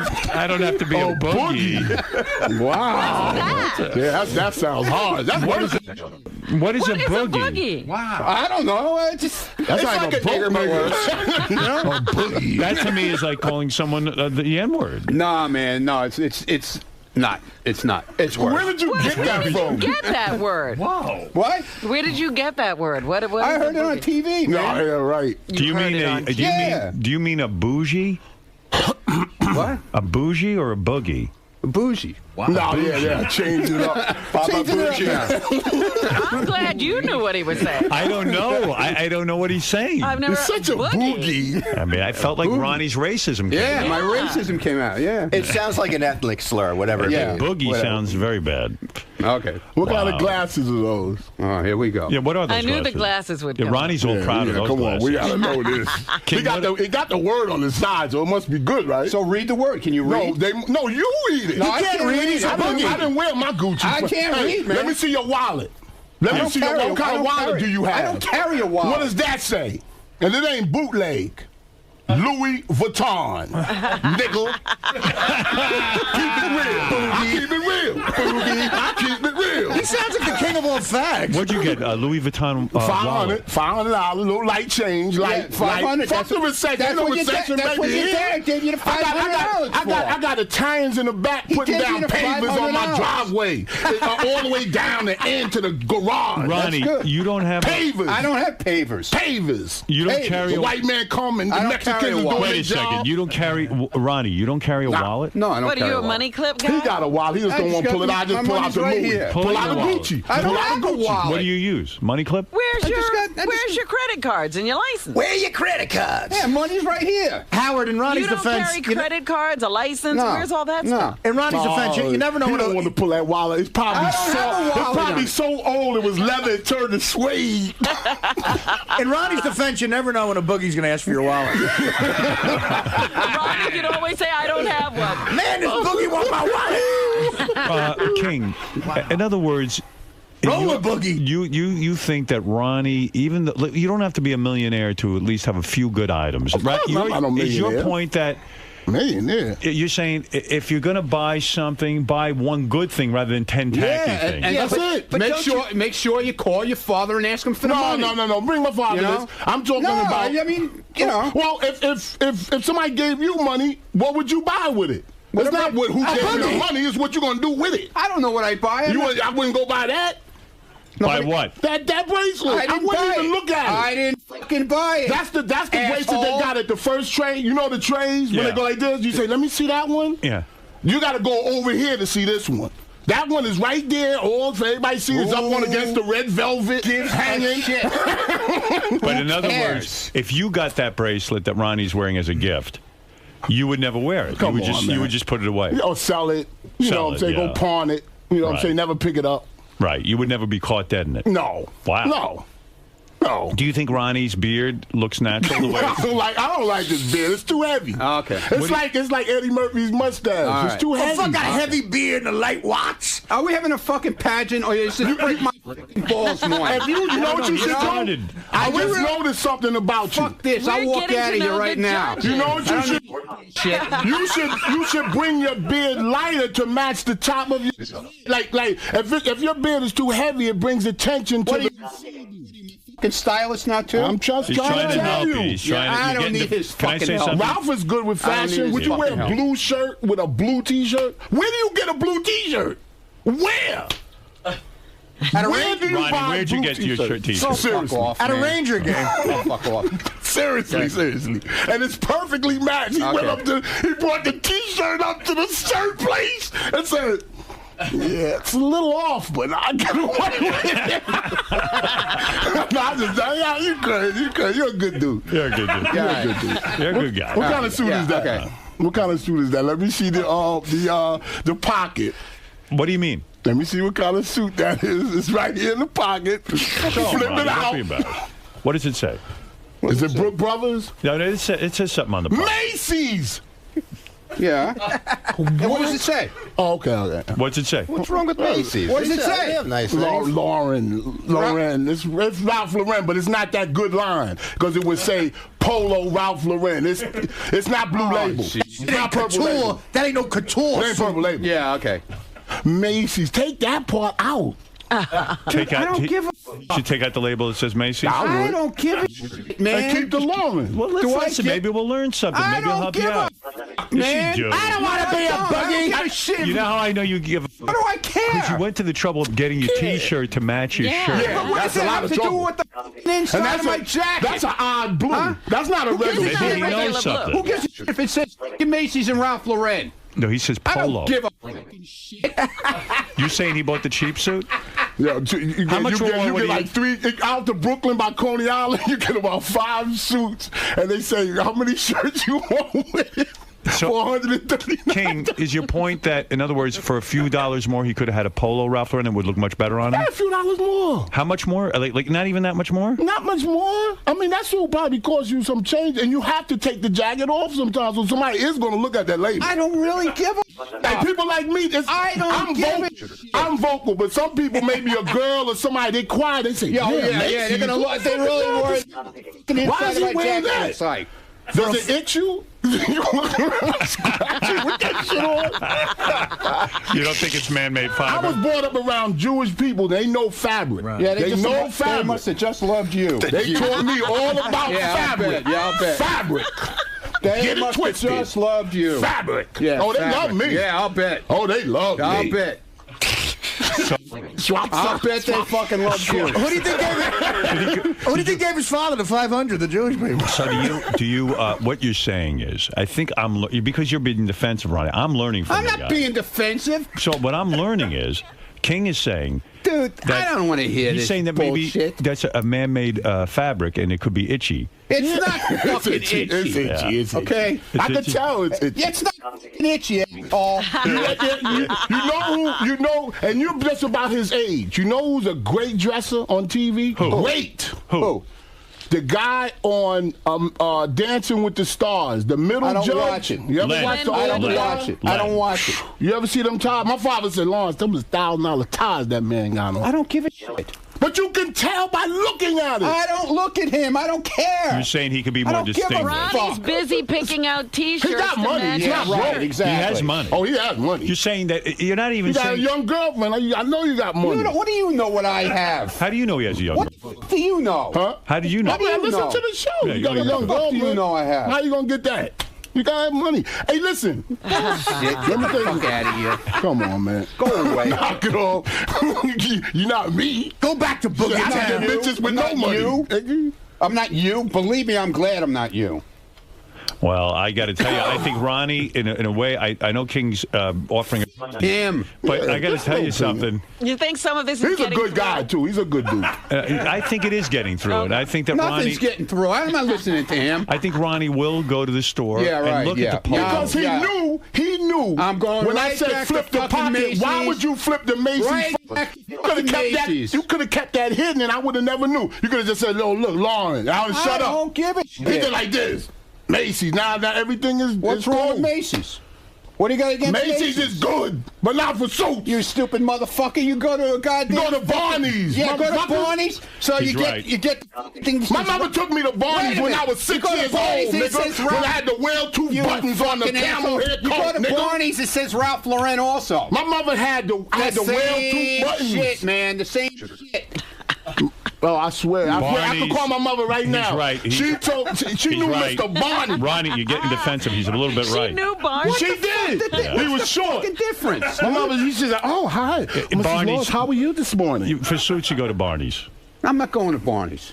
I'll go where I fucking want to go. He's defiant. No. He's trying to help you. I don't know why you... Go to Sims. Go to Sims. We won't. Nobody. I won't tell nobody. I don't want to go to Sims. They got designer suits. You can go to Men's Warehouse. I've been going to fucking Macy's for years. I'm happy with their suits. Okay. What did Macy's ever do for you? But sell you that cheap suit.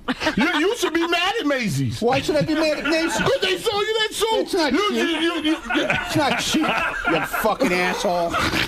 The Barney's label you leave in. Right? Fuck the Barney's. You can go in there and sneak the label up and put it on there. You might fool somebody. You won't fool me.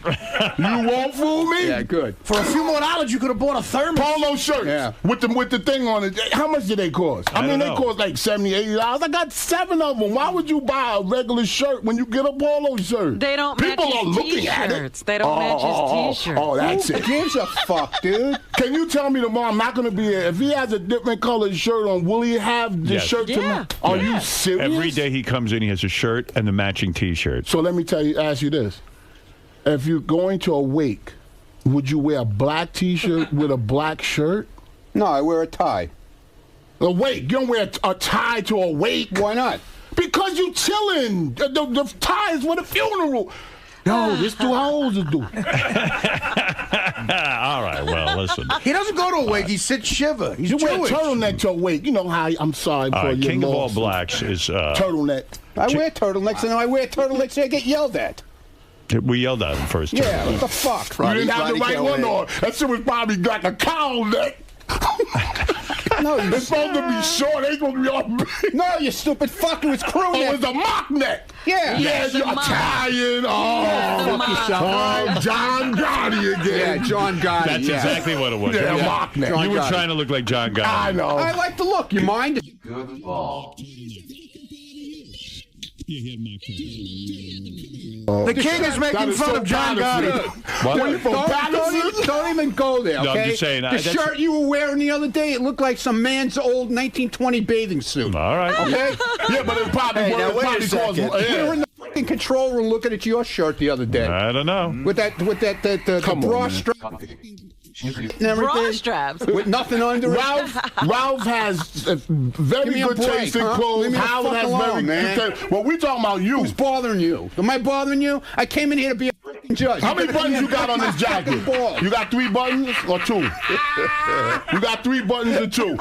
Do you? No, we have discovered something. Do you have 3? Oh, okay. 3 fucking buttons. All right. And I got suits with 4 fucking buttons. 3 buttons is better than 3 buttons. Yeah, that's good. All right, so you passed that test. Leave me alone, man. He's got 4 buttons. You started this whole thing. He's got 4 buttons. It's good you got a shirt on because you'll be itching like a motherfucker if you was naked under with that. Flaming. Touch that material. It's not fucking itchy. You got a Band-Aid? Yeah, Band-Aid. Delancey Street, Canal Street. Fucking cock. I think I will take this. Yeah, you go ahead and take it. Open up your shirt. I'm fat. I got diabetes too. Ain't no big thing. Open your shirt. Let's see your tits. Knock it off. I want to see your tits. Canal Street. Knock it off. Yeah, now let's knock it off. Now let's knock it off. In the shopping now bag? let's knock it off. You are a shopping bag. Now let's knock it off. Motherfucker. You get that? You can roll up the bag like this and just walk out the bag. And ain't no handles on any shit. What the fuck are you talking about, man? You get that suit free if you buy 2 M80s. Yeah, and then they put it. They don't even fold. You know, like at bodies or something, they take the hang off. Would you like the hanger too? No, I don't know. But slip it in. Yeah, they be like. Plastic hanger. Fucking wooden hanger. I got to jump in here because I feel bad for Ronnie. I mean, obviously he's done that. That's how he knows because he shopped there. He's got every detail of where to get it, what kind of bag they give you. So you put it down there too. Where? And you smell like shit. You got so much fucking cologne on. I'm about to pass out. Hey. Woo! I love you, man, but take it easy. Nobody needs that. Yeah, buy yourself some Mambo. Yeah, what kind of cologne do you have? What you got on? It's a good cologne. I forgot what it's called. Yeah, some piece of shit. No, it's not. Where'd you buy it? Why would I wear it? Where'd you buy it? What the fuck? Why would I wear the cologne? I mean, I understand if you don't like it, but don't say bullshit. It stinks like shit. Do you wear? You probably get some fucking It Mambo, didn't stink till he said it. Get some Mambo. Get some Mambo, man. You was hugging me out there. Why you didn't say it back there? I didn't say it. He said it. No, I said in the green room when you hugged me. Hey, what's up? Why you didn't say it then? You got a nice pinky ring on, King. What is a it? little something. Yeah, a little something his dad bought from. All right, listen, let's get to the I big feel bad for the guy you killing. Feel bad for your socks, but they got to be wrapped up in those sneakers. Our judges are so into judging. When the girls aren't here, they have to judge each other. Howard, are we really Bring them feet out here. What are the good socks to wear? I mean, what are the good sneakers to wear? Nike Air Shocks. They got a lot of What sneakers. are you wearing today? I just got some boat shoes on. Yeah. Long as it's brand name. I got brand new. These are Reebok. They're kind of beat up, but man. Those are Adidas. These are Reebok. Wait a minute. Adidas. They're Reebok. Oh no, yeah, they're Adidas. Is that bad? You knew they were. What's wrong with Adidas? What's wrong with Adidas? But get the Stan Smiths. You know what to get. You're just trying to be like, oh, I'm a rich boy. I don't care about my sneakers. The best I like. I don't care. No, I'm saying you trying to look like that. But I like new shit. I don't like that. I know the look. Do you have money in the bank, or is it all spent on like all? You're saying Ralph's trying to look like. I got a little 20, 30,000 in there. A little light. Fuck the recession. Fuck it. You're just going to spend. We're going to live through it, baby. Yeah. Ralph is asking. It's still granted there, baby. Ralph is asking. Granted. Stone. What's what do you up? mean? Can we do the beauty pageant, Yeah, please? let's get going. I got new windows in my house yesterday. They was popping them out. Italian, white man. What kind of windows? Pop. What kind of windows? Pop. What kind of windows do you use? What kind of windows? Black dude got out the truck. I said, where he going? Oh, he don't work with us. Oh, shit. Anderson windows? I mean, the white people came to put in new windows at your house, and everyone thought you were there as a worker. No. And all of a sudden, they realized. No. A black dude got out of his truck. And I said, where's he going? I see. You weren't interested in that. No, I didn't want him working on my house. Let me understand something. I love my people, but I don't want him working on my motherfucking house. Oh, you're a mess. Yeah, but black people get jealous. Is that right? Yeah, if they won't do a good job on your shit. You didn't want the black gentleman working on your house. You should be jealous of you. Yeah, he get jealous and breaks. And, You don't want a boogie put in your window.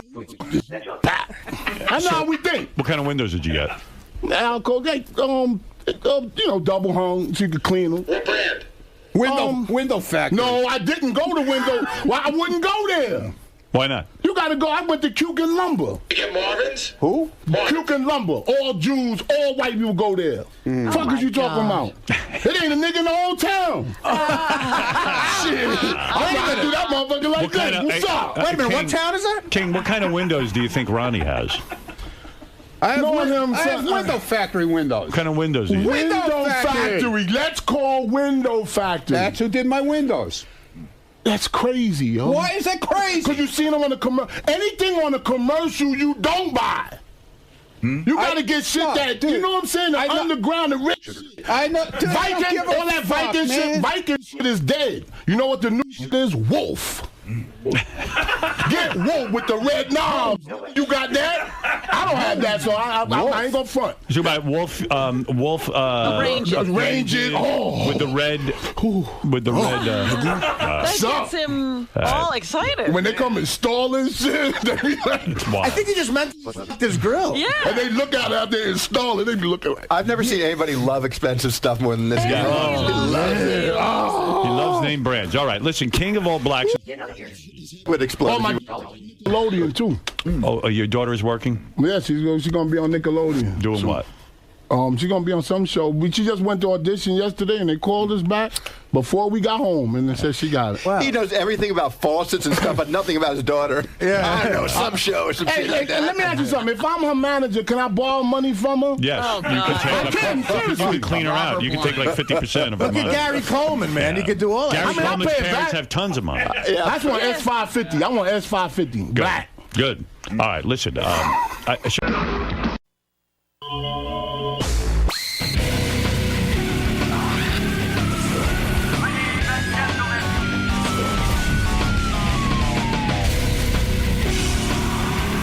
A fax came in. I had a party a couple of weeks ago, and Scott was the DJ. Yeah. Scott, the engineer. He did an okay job, except for one moment when the song ended. He wasn't around to play the next song. Uh-oh. We stood around for a few minutes. Then I went to look for him, and there he was smoking away outside.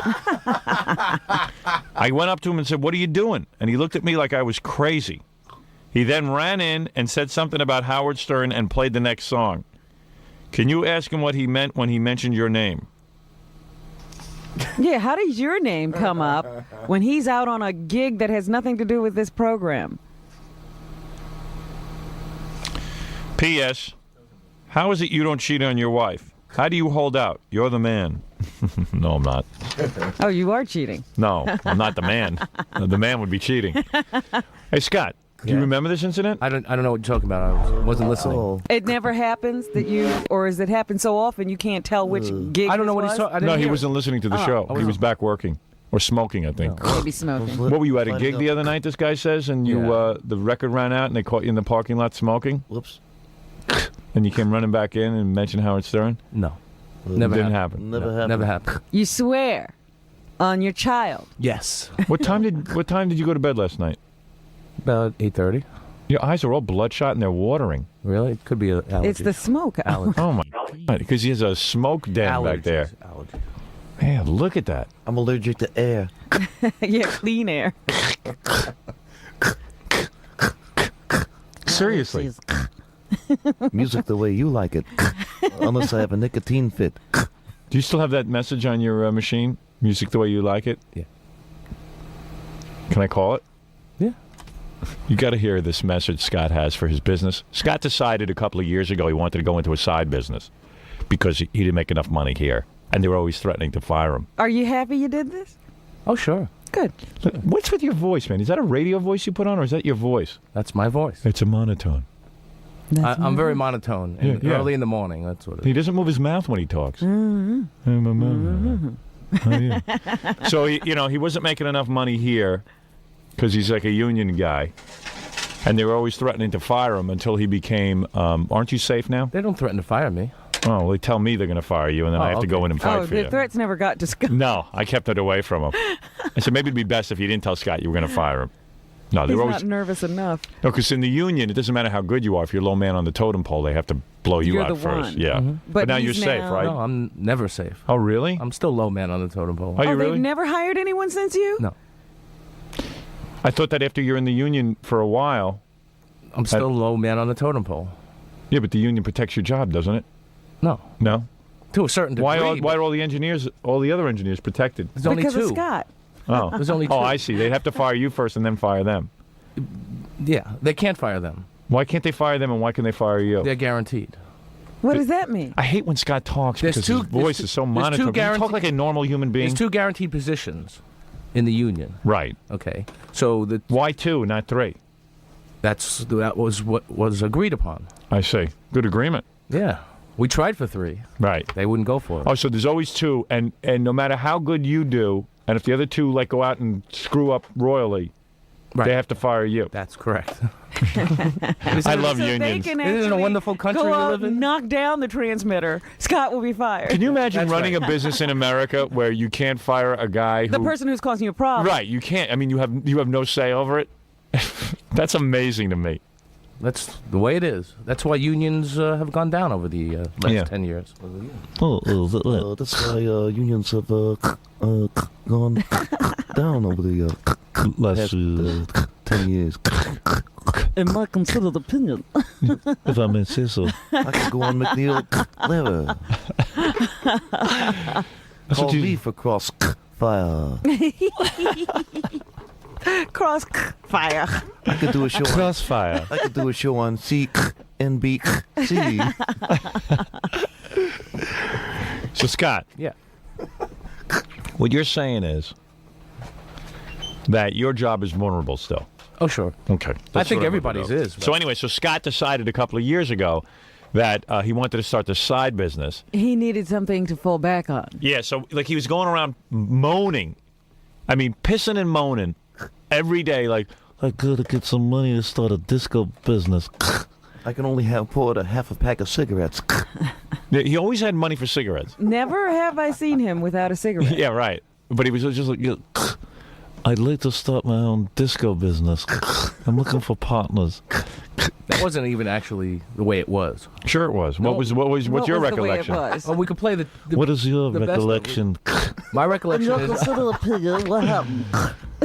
My educated opinion. What did you think happened? What do you recall? What I recall is, I I had told you that I was going to do some extra work as a DJ, and you said, "Why are you going to do?" And you said, "Why are you going to do that?" I might as well do it myself. Yeah, go ahead. Stop doing that. Yeah. No, he was going out and he was spinning records as Scott the engineer. Yeah, but he was going out and working for other people. And so he wasn't getting the full cut. He was having to split the money with someone else. So you said, "Why don't you go into your own business?" I said, "I don't have the money to buy all the equipment and everything." And you said, "Well, if we'll all chip in." What is it, Gary?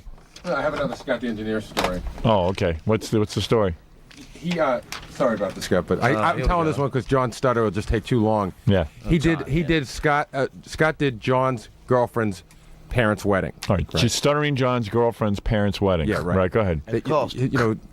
So they got like remarried or something. Right, they got remarried. So the father was saying there was only one song that was really important. He wanted to play it for his father. It was the most important thing. I guess they told Scott like a million times. And Scott forgot the song, so the groom had to go home and like get the record out of his own collection. And really? This time at the Do you wedding. remember that, Scott? It's not that I forgot it. They knew that I couldn't find it. Oh, I couldn't find the song. It was an Elvis song. It was. They knew that because John seemed to be under the impression that they knew you'd have it, and it wasn't there. I don't remember. A slight misunderstanding. I don't remember the song. A miscalculation. He still doesn't remember the song.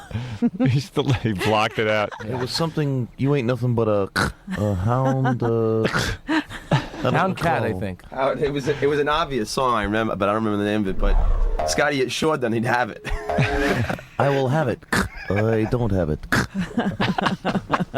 Can I go out and have a cigarette? I'll go smoke. I mean, why wouldn't you tell them if they had the song and they knew you weren't going to bring it? Why wouldn't they bring it before they got to the wedding? Tell them to bring it. Instead of having to leave in the middle, Scott. Look at Scott. He's like a kid. I don't recall the situation. Like a kid who didn't do his homework. It was a number of years ago. You know, it was so not funny when it was me yesterday. Just looking at Scott now it's so funny. Scott's funny. Like he can't even make up an excuse to you. He just like looks at you and he's like. He's like a congressman. I have no recollection. I have no recollection of that. I cannot confirm or deny. I plead nolo contendere. I take the fifth on that. So now I'm beginning to believe that other letter was true, too. Oh, who knows? He doesn't remember. So... I believe that they believe. So me, Robin, I didn't have the song. Who were the original partners? Me, Robin, Fred, Gary, and Jackie. Yes. We all said, "Hey, let's all chip in $500 a piece," and we told Scott that was a lot of money, $500 a piece. Yeah, we chipped in so Scott could buy his stupid equipment. Yeah. And we seed money, and we told him, "Okay, when you make some profits, you'll distribute the profits between your partners." Mm-hmm. So he was okay. So I don't know, for like a year, Scott kept saying he didn't have any profits. There's no never any profit. To this day, he's still in the red. That's right. Yeah. You never make any money. Got to get new machines, new records. Oh, always putting money back into Of the course. business. I had to get a smoking jacket for appearances. I have a smoking jacket. Says Rocket Entertainment. You were all paid back, you know that. So anyway, so finally Scott paid us all back. Yes. And then we gave him his freedom. We said, "You know what, Scott? You don't have to give us any of the broke up profits." the corporation. Yeah. Kunta Salem. You mean I don't have to pay you? And you thought Scott would say, no, I insist. He was just like, okay. Thank you. Thank you. See, I'm so glad you didn't ask for anything in return.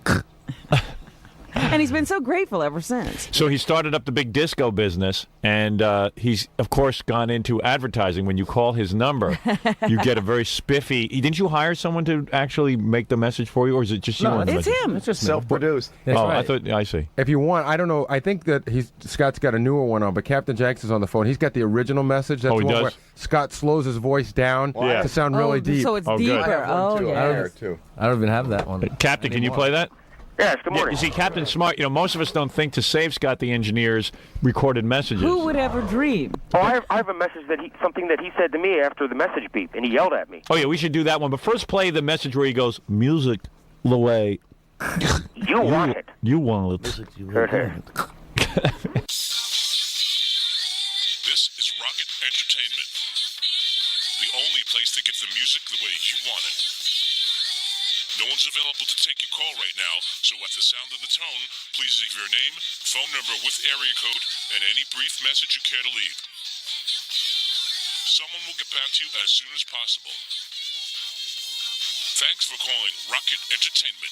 music the way you want it. He slowed down the tape so no one would recognize his voice. But the only tip-off is the... Yeah, music the way you want it. Thanks. Hello, I can't hear you. You can't hear us? No, not that well. Okay, now I can. No. We didn't say anything. Your ears just came back on. So, he slowed that down even more than it was slowed down. Did he? Oh, sure. Oh, Scott. Oh, sure. Rocket entertainment. Entertainment. So anyway, Scott deepened his voice, slowed it down so that his voice would sound deep. No one would recognize it. And then what happened, Captain Jakes? You started calling his message? Yeah, so what I did was I kept calling, and you know that song from the 70s, Billy Don't Be a Hero? Yeah. Well, I kept playing it into his answer machine like 50 times. And then he got pissed off at you. Oh, finally he got angry, and he just came on and yelled at me. He started yelling at you. Thank you for making the 50th call. We now have your phone number, and the police and the phone company will be informed, and you will be traced, and you will be arrested. Thank you very much for calling. Have a nice day. Ooh. He said a bad word, Howard. So he left a recorded message that you would get. The police have been informed. The police are tracing your call. Thank you for making the 50th call. The police, the FBI, your mother, everyone. Guys who make phony phone calls live to hear you do that. They live to hear you do it. So if you know that, why'd you do it? Who'd you think was going to believe that you had the police and everybody on the case? There are people who are murdered and you can't get the police to show up. You never know. I have to tell you, Scott, as a phony phone caller myself, you are definitely a target. Okay. Go for it. Thank you for making the 50th call. We now have your phone number, and the police and the phone company will be informed, and you will be traced, and you will be arrested. Thank you very much for calling. Have a nice day. You will be traced. That's on my CD, Howard. Arrested. You will be traced. You'll be arrested. All right, thank you, Captain Jenks. All right, Captain Jenks, everyone. So there it is, the full story of Scott. Scott the engineer. So let's call the thing now and see what he sounds like now. Oh, you got a new one? Yeah, you haven't slowed yourself down. Now it's just I think everyone's wise to that trick. Regular adulterated Scott. Straight voice. With a lot of. I wonder what music he's using now. Yeah, I don't think everybody dance. No. No music. Aw. He doesn't want anything to obscure his delivery. I'm a very serious businessman. Hope I dialed that right. I don't It's think the you dialed 718 it number, up. right? There you go. 718 bag 5040. There you go. Music the way you like it. Hi, this is Rocket Entertainment. No one's available right now, so please leave your name and phone number with area code, and we'll get back to you as soon as possible. Thank you for calling Rocket Entertainment. Music the way you want it. Oh, you want it. Music the way you want it. So you forced yourself to really get your voice up. Yeah. Yeah. Mr. Excited. I sound peppy. I forced myself. I try to sound and peppy. I try to sound happy and peppy. Have a little joie de vivre. I was tired for the rest of the day after I did. You look really wasted, man. What time did you go to bed last night? I told you about 8 o'clock. Oh, man. Something like that. You look really bad. It was a heavy smoking day yesterday. It wore me out. All that lighting and stubbing out. I went through 5 packs. Just opening the cellophane is enough to wear a guy out.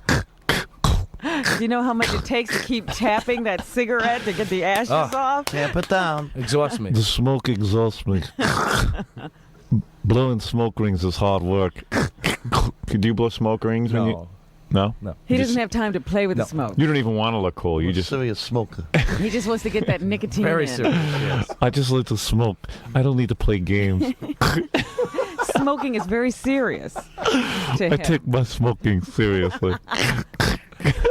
Smoking the way I want it. I take the smoke straight in. Can you do a French and curl? I blow it No, straight out. I don't play games with my smoke. Really? Play games.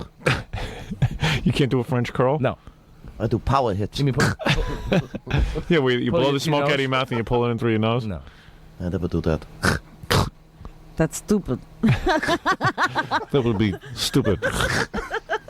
It's not the way. You I can't like quit it. smoking at this point? You haven't had enough cigarettes? I think I've had enough. You're like such a baby. He hates his life so much. Because I He's smoke. trying to You get are. out. Because you hate your life so much. You know what? At this point, he's not trying to look cool. I know that. No. not at all. Are you so uncomfortable in social situations that you have to have a cigarette? No. Social. He's sitting there by himself smoking like a fiend. And do you ever exercise or do anything physical? He walks to the corner to get more. Because I'm looking at Scott's arms and shoulders and stuff, and they're atrophying. Yeah. I'm out of shape. Yeah, you really are. Take off your shirt. No. Let me see what you look like with your shirt The on. blob. No. Come on. No. He looks like he smokes. I And you look like you I look like smoke. I don't think you could run a whole block. All he needs at this point is a head and lungs. Right. Just so he can get the And a hand so he can get the cigarette up there. That's it. I can't wait to visit Scott in the hospital when they put the blowhole in, and he's picking up that piece of I meat. can see him every time we talk about this. I think about that guy I told you about All right, that's who had enough. the tube that went to, because everything was wasted. Nothing Right. worked on him anymore. And he had a tube that went to this little cigarette holder. Right. Little plastic tube. And he could still skin the smoke by putting the finger over the hole. When we go visit him in the hospital, we'll be like, "Oh, Scott." You look like Commander Pike. Yeah. Commander Pike, we're going to your planet again, and Star Trek Federation demands that you turn around. Will you turn around? Will you give Spock the order to turn around?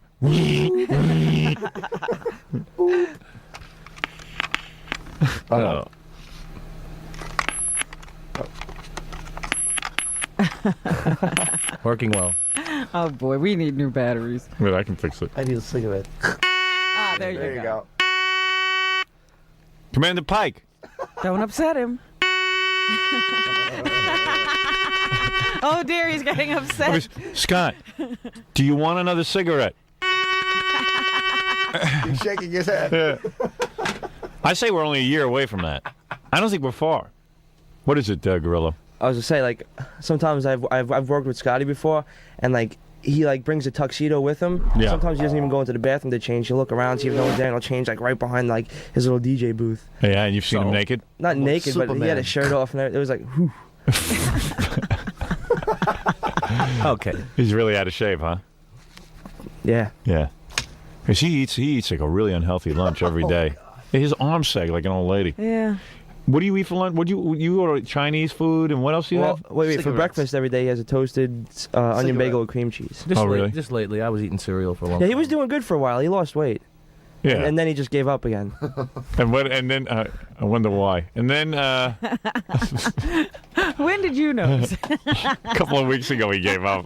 And what about lunch? I always used to see him in there with big bowls of spaghetti. And, I used to see a van, would just back up and back up. crates of food. I don't head eat- I down don't to eat the that much. engineering room. Now that I'm full, I'll smoke. I eat toast and cigarettes. How many cigarettes have you had so far today? I don't know. 16. Should I get his ashtray? Yeah, go get his ashtray. We're Yeah, going to count. I don't even Because know. he empties You it might every have night. to Yeah, but Go sometimes he through the dumps it trash out. can and everything with Scott. Yeah. Well, it was a tough morning. I don't usually smoke this much. I was suffering from allergies, so I had to smoke more. Smoking helps me to forget. It kills the power. How many's he got in there? Three. Did Three you look since in the 5 trash o'clock. can? Yeah, but how many did you throw out? I don't know. What about in Couple. the car ride this morning? Probably about 15. No, come on. How many cigarettes do you figure you smoked already today? Be honest. 10? You smoked 10 cigarettes. Not more than that. Yeah. More than 10? 10. 10 already. I stopped before I wake up. And here in New York, it's 6:45 in the morning. He's so addicted. Oh, Scott. I'm very addicted. Do you ever, at any point during the day, get tired of smoke? Never. I even I don't smoke think when so. I nap. I set the alarm clock early so I can wake up and have a cigarette. There's one always lit. I'm always smoking an hour before I wake up. I have a special tube I can start smoking while I'm sleeping. Because even when I was a smoker, at some point I'd say, I'm just sick of this. Like I'd be walking outside sometimes when I was on my way to classes when I was in college, and I was forcing myself to light up. I just needed that cigarette. And I said, it's a beautiful day. I don't even smell the air. I'm busy smoking, Right. and it's windy, and I can't even see the smoke coming out of my mouth, and I'm really addicted. And I used to get disgusted. I want to throw out my pack. He never gets like that. And sometimes you just put them down. You just move them away, and maybe you don't have that cigarette for another hour or Right. something. An hour? Uh-oh. What does it mean an hour? Are you crazy? Have you ever gone like 3 hours without a cigarette? Oh, yeah. On the plane? Yeah, when we force him. Well, I've gone, obviously, 5 hours without. Right. I don't let him smoke sometimes, just to see what he looks like at the end of it. Oh, we do remotes. I don't. And the whole time you think of the cigarette, right? No. Yeah.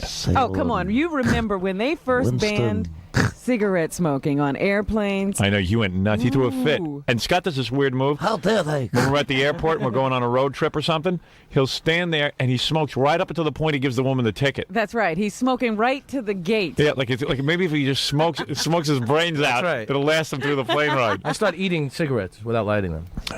And then he has a whole bunch of things he carries with him to gratify his oral fixation, the gum and... He has enough nicotine on his fingers, just he sucks on them for the plane ride. I bring a jar of tar to drink. You see his fingers? They're yellow. Yeah, I know. Yeah. They last 6 hours. He stinks like a cigarette. All right, get out of here. Thank you. Both of you. It's been such a gratifying day. All right, thanks for coming in. I'm running late now here. he'll have a cigarette. Yeah, go have a cigarette. Will you have a cigarette to calm down from this? Definitely. Of course. Yeah. No doubt about it.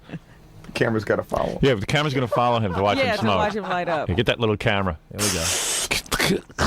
And I want him to stay in there. If he tries not to smoke, stay in there until he has to. The death rattle. Oh, boy. Oh, All we right. should listen to his lungs. Can we magnify that somehow? And Scott- put it on Yes. the board? Yes, I can do that. Wonderful. Scott also hates whenever I mention, like, cancer, blowholes, tubes that he's going to be connected to. Larynjectomy. He goes crazy. Oh, you should see. Just now when you mentioned it, He goes, his no. face dropped. He goes, you know, no. everything was fine. And then, No. Doesn't happen to be. Why do you get crazy over that? You know You're it's going to still happen. smoking? I know. You know it's going to happen to you, right? And you know, Scott, at the volume you smoke, if you don't get sick, cancer is not caused by cigarettes. Plus, he looks like a guy who's susceptible to cancer anyway, even if he didn't smoke. Thanks. No, you do. I could tell. He's probably got it already. Oh, it's in there. Have you gone to a doctor? When's the last time you went to a doctor? 6 months ago. And what do? They check your lungs and everything? And he says you don't have any cancer? No. Really? You I'm sure? fine. So far. What is your doctor? Is he a smoker too? No, he. You're fine. He's the president of Philip Morris. Beats me over the head to stop. He says, My doctor works for Philip Morris. Keep stopping. You know, you gotta Just stop. tell all the listeners to tune in next Wednesday or Thursday. That's when we'll be testing Scott's lungs yet again. All right. I think I'll. Aren't you sick that day? I think I'm off next week. Our favorite part is watching Scott blow into that little tube and turn red and shake. Yeah, remember the last time he almost passed out? What do I do again? I blow into this tube. Can I smoke while I'm doing it? And the guy sits there as a cheerleader. Come on, Scott, you can do it. You can do it. And then the guy always turns to Scott at the end and he goes, Scott, the age of your lungs is 105 years old. You're And dead. Scott goes, You're dead. 105? Whoa. Can we light up and celebrate? How could that be? Last year they were 95. You mean I aged 10 years in a year? That's impossible. How can my lungs be 105? You can't be that old. Something is wrong with your equipment. My lungs are dead. My lungs are dead. They're decaying.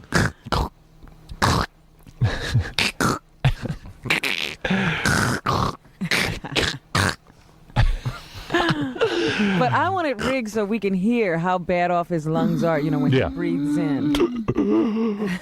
The wheezing and the noise. Do you get up every morning and like starts coughing up stuff? No. He refuses. That's right. I refuse. You cough though. I when you cough, first wake yeah. up. Oh, yeah. First sound out of you. Do you light up a cigarette before you get out of bed? No. But right in the bathroom when you're sitting No. on the bowl. No. When is the first cigarette smoked? Probably when I get in the car. First cigarette is the car? Mm-hmm. So how long does it take you to get your first cigarette in the morning? Like, does it take you 15 minutes to get to the car? Half hour. Half hour? But are you thinking about your first cigarette? No. Really? Then why do you light it? So I'm not thinking about. I mean, it's just a habit. I got to think. If I thought about it, maybe I wouldn't light it. I have a habit. It's a habit. And so how long does it take you to get into the city? About 20 6 minutes. hours. 6 hours.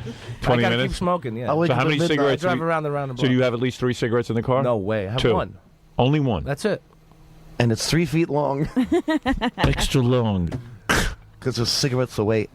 I like it. All right, I've heard enough about cigarettes. Thank you, Scott. Oh, you're welcome. All right, we're going to take a break. You know, most people are addicted, but he's super addicted. Yeah, this is worse Yeah. than any heroin addict I've ever How many seen. packs you up to?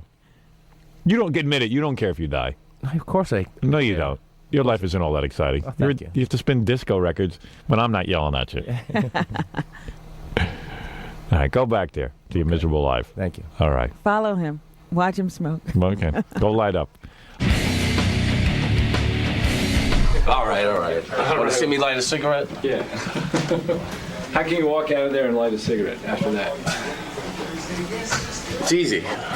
I take it, I light it. And we have a great show for you this afternoon, 2 until It's purposely because you're in here. I'm not going to light a cigarette. Guaranteed 20-song music. Boy, it stinks in here.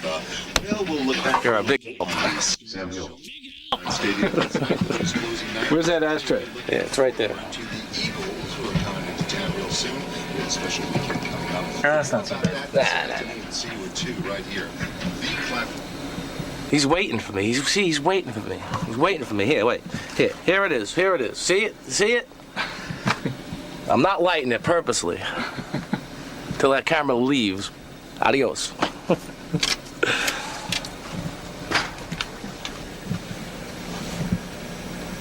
Didn't you get enough? Thanks, man.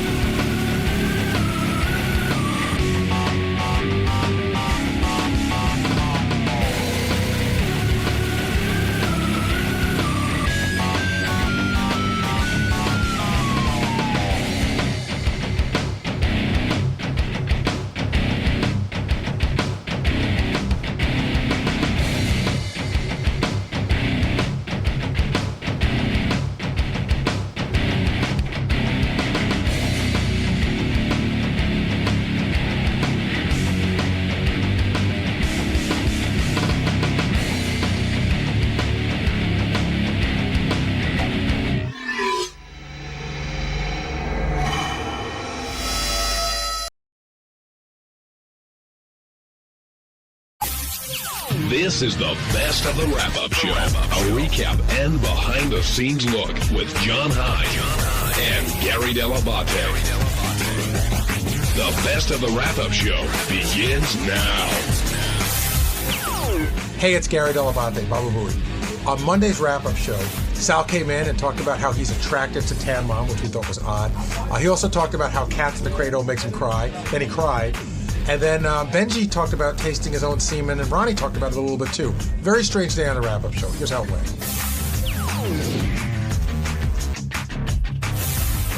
Sal's now joining us here. And Sal, you hit a lot of stuff this morning, ranging from your little crush you have on Tan Mom, which I thought was... I wouldn't say it's a crush. What would you call it? Just a fetish. What's a fetish? Like, what's the definition? Like, why? I mean, I know you know what the definition is. Why do you... I noticed that in you. Like, you have this... You used to watch granny porn, which is not really like 90-year-olds. It's like 60-year-olds. But what is it in you? Did something weird happen in your life that sent you down this path? I don't know. You know, when I was young, there was one person when I was younger, this woman, she would, like, tackle me down and, like, try to get down my pants. And... Well, okay, slow down. How old were you when this would happen? About 9. And how old was she? 30. Now, why was she trying to put her hands... 27, why was a 30-year-old woman trying to put her hands down a 9-year-old's pants? She just thought it was funny. She thought it would be fun. Like, let me see your wee-wee, and she would tackle me down, and she would do that. But as a child, I would get very upset. I would cry. And then I saw this lady, like, 15 years later, actually probably 20 years later at an event, and I went up to her and I said, hey, do you remember when you used to do that to me? And, you know, she got a little, like, red in the face. And I go, would you be willing to do that now?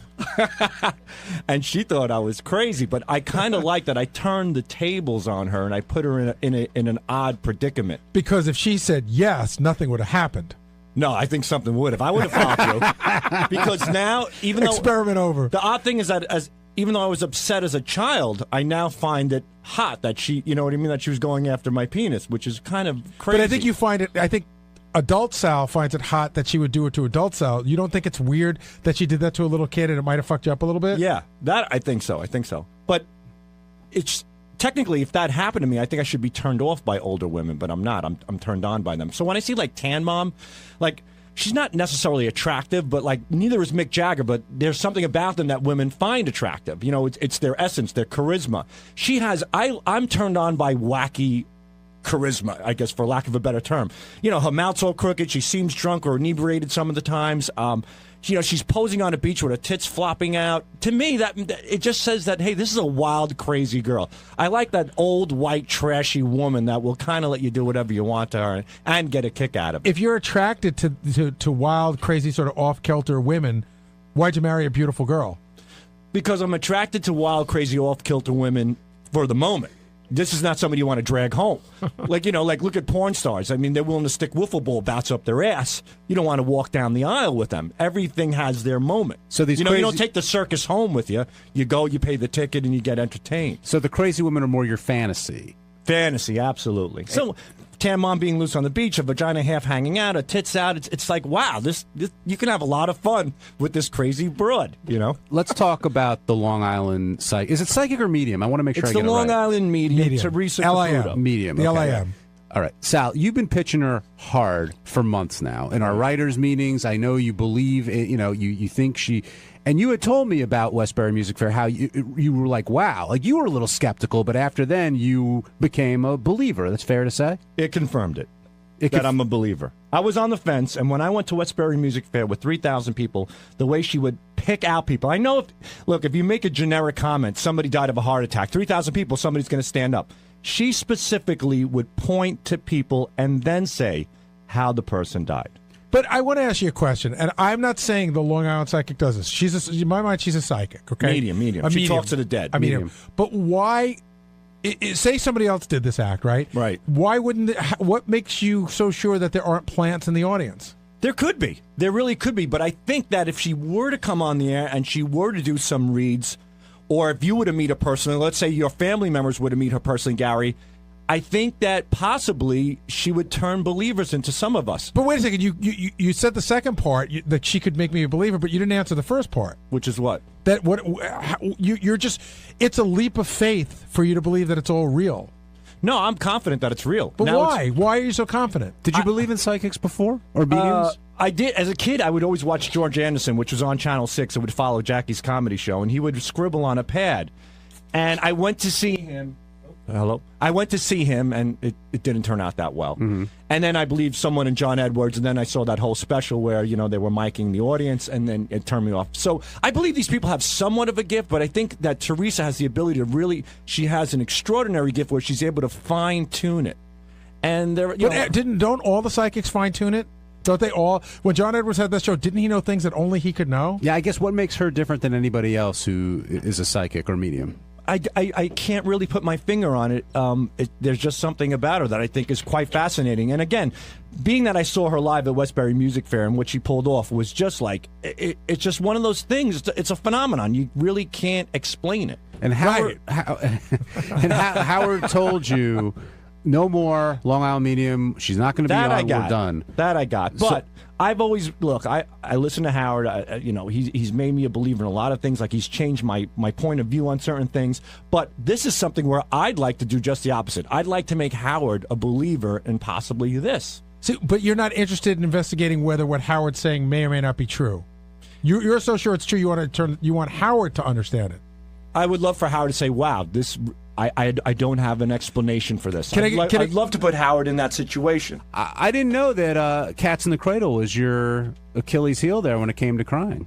Being a father, 3 kids, it's a no-brainer. Well, actually, it's not. I think that if I get to explain to you why... Gary, you're not in my head. You can't explain what I'm... But you're a good father. I think it's because you didn't have a great father. The song is sad to you. It might be that, but I also think that whenever my son wants me to do something, the first thing that pops in my head is Cats in the Cradle.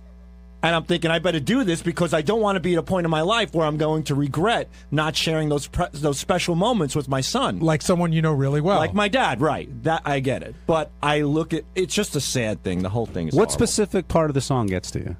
At the end.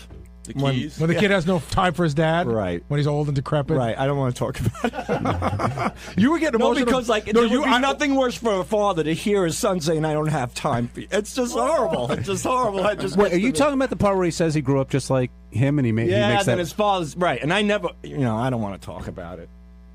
It's just, there are some people you don't want to be like. Hey, Sal, why don't you seriously, and obviously it gets too emotional, but why don't you sing the last few lines? I'm not trying to make a dickhead. I don't get to the point. Why don't you go through it? I couldn't sing it. Yeah, so it'll be fasting on the air, but why don't you go through it right now? I can't sing it because I shut it off. Well, don't sing it, just say it. Have you ever listened to the entire song? It's not trying to make you a of dick. course I have. And then when it gets to the end, it's just horrible. I mean, the end, he realizes that he's turned into his dad, even though he didn't want to be that. My makeup's running. But it always does. But do you think? You've gone out of your way to not be like your dad. So I don't understand why it would get to you there. Do you know what I mean? Like, you're great with your kids, and you do take the time. So why would it tear you up? I don't know. Just the thought that I think I have a fear that I might end up that way. Like, I might do that. Well, if you haven't already, you probably won't. I haven't. You probably won't. But I just came up with a great game for the show. I think that Sal should be in one isolation booth, and I should be in the other one. Who breaks first? And we should play the songs that make us cry and see who breaks first. I think a lot of fathers feel that way about Cats in the Cradle. Have you ever, like, because like Gary's saying, you sort of said it's, that a lot of people think it's more about what you went through as a kid.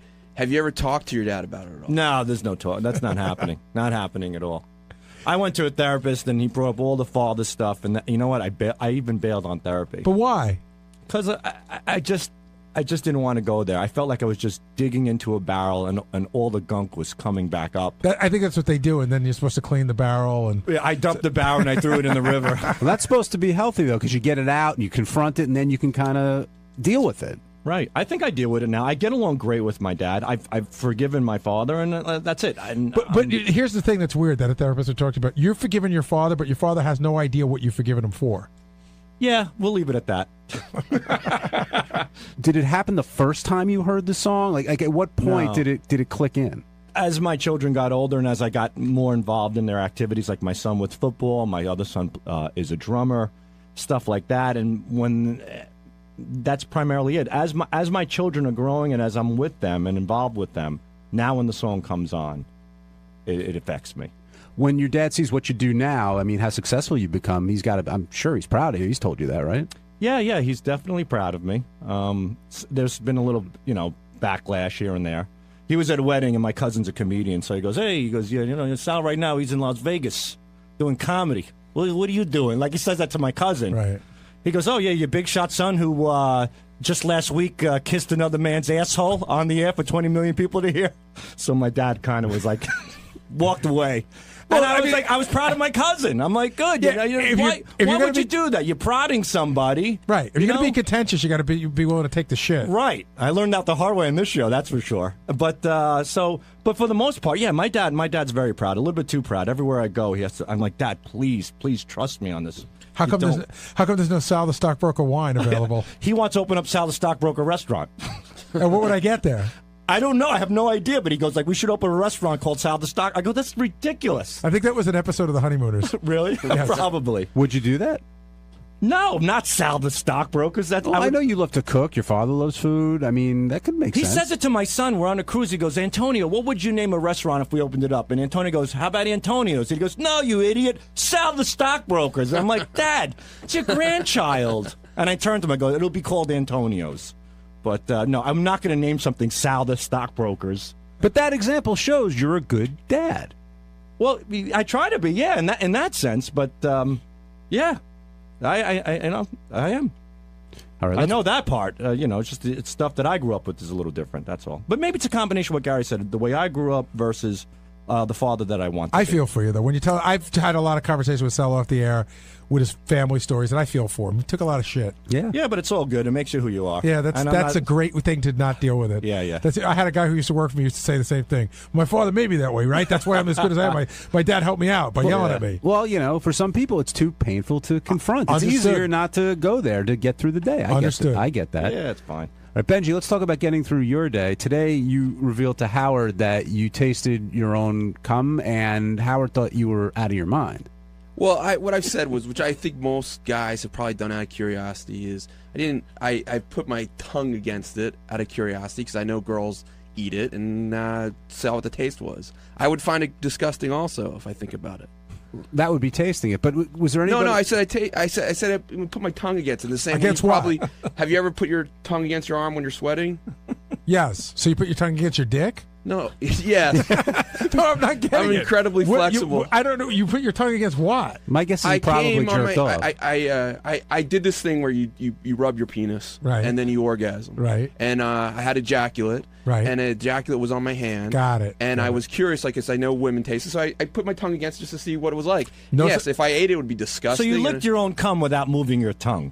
What? You licked your own cum without making the licking motion. I put my tongue against it. Yeah. I think So you most. licked it. I would think that's not that rare to have done that. Sal, you think that's rare? Yeah, I do. But, Sal, come on, come clean.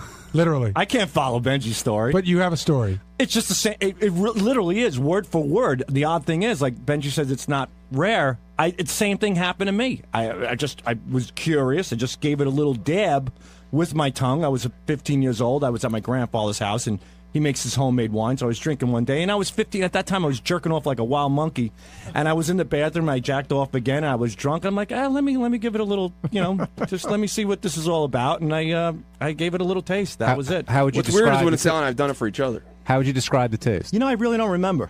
I really don't. I really couldn't tell you. I mean, I could tell you it was salty and gooey. I really couldn't say that. Benji, any recollection? I can't say that. Sal's or mine? Yours. Sal, salty. A salty kind of thing. We've all kissed a chick after she's Yeah. born. I haven't done that. You never got a hint of your own jizz? Never. I've gone out of my way not to do that, and I'm not passing judgment. It's just I don't have a curiosity there. And yeah, I've been yelled at by women. I just did that thing for you, and now you won't kiss me. And I'm like, yeah, all right, guilty as charged. How about you, John? John, yeah. 80 blowjobs. They never came back up and shared a little bit of your own sauce? No, I've kissed a woman afterwards, but I don't know. I didn't recognize a taste one You way or did, the but other. you ignored. You put it at the back of your head. We all get that. You've never even tasted the mouth tastes a little different from your cock? I truthfully never. Everybody didn't gets a notice. zing of that salt water that hits the back of your mouth. Like, okay, let's just move on. That's It's like how when a girl queefs when you're having sex. You pretend you didn't hear it. When you taste No, it, you don't. You expose it and make fun of her. And laugh. No. That's not a good idea. I've never tasted jizz. I have. When did you taste your own cum? He didn't say his own. I didn't say. Well, yeah, kind of. How so? Yeah, I don't know. It's a long story. You don't have enough time. We got time. We Wait, can go have late. you don't have enough time. You haven't tasted anyone else's. We can have go you? late. What? Don't worry about it. You haven't tasted anyone else's. Not have a you? guy's. What the hell is wrong with you? Not a guy's. No. Have I tasted my own? Yeah, I got this thing that I do with girls, So what thing? You're not into felching, are you? What? Felching? What the hell's that? That's where I can't That's even- something you I know don't know. What is felching? You people will look it up. It's so disgusting. What is it? Quick, man. We don't have much Actually, time. Ronnie, let's You hear. talking about snowballing? Hold on. Let's Sort see of. what Ronnie No. has to say, and then maybe we can match it up. So What's- I got this. what's your thing? I got this thing that I do with girls that you take the head of your dick, and you take the little. Hurry up. There's a lady in the room. Hurry up. right? Well, I got a minute. There usually is when you do it, too. And you take your little pee hole, right? Yeah. And you put it like right on her nipple of her boob. Okay. Right? And you like rub it around. It gets them all turned on. And of course you have a little leakage from your, It's called urine. Yeah. No, not urine. Pre-cum? Yeah, pre-cum. Pre-semen. You get a little pre-semen, and then, if you happen to, suck on the girl's boob, you're tasting your own stuff. What does Dude, it how taste? big What are- does it what does it taste like? What? What does it taste? It's a little like? salty.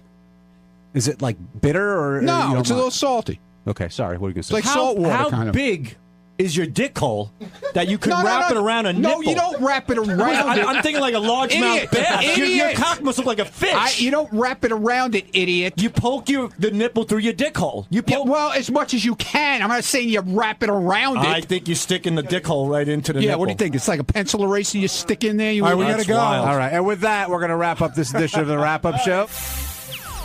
On Tuesday's Wrap Up Show, I had a new co-host. Yes, Natalie Maines co-hosted the Wrap Up Show.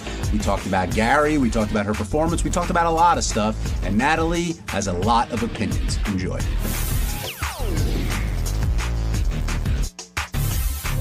Natalie, you were a huge part of the show today. We're going to discuss your appearance and how you really feel about Gary and how Gary feels about you. I think we should break that down.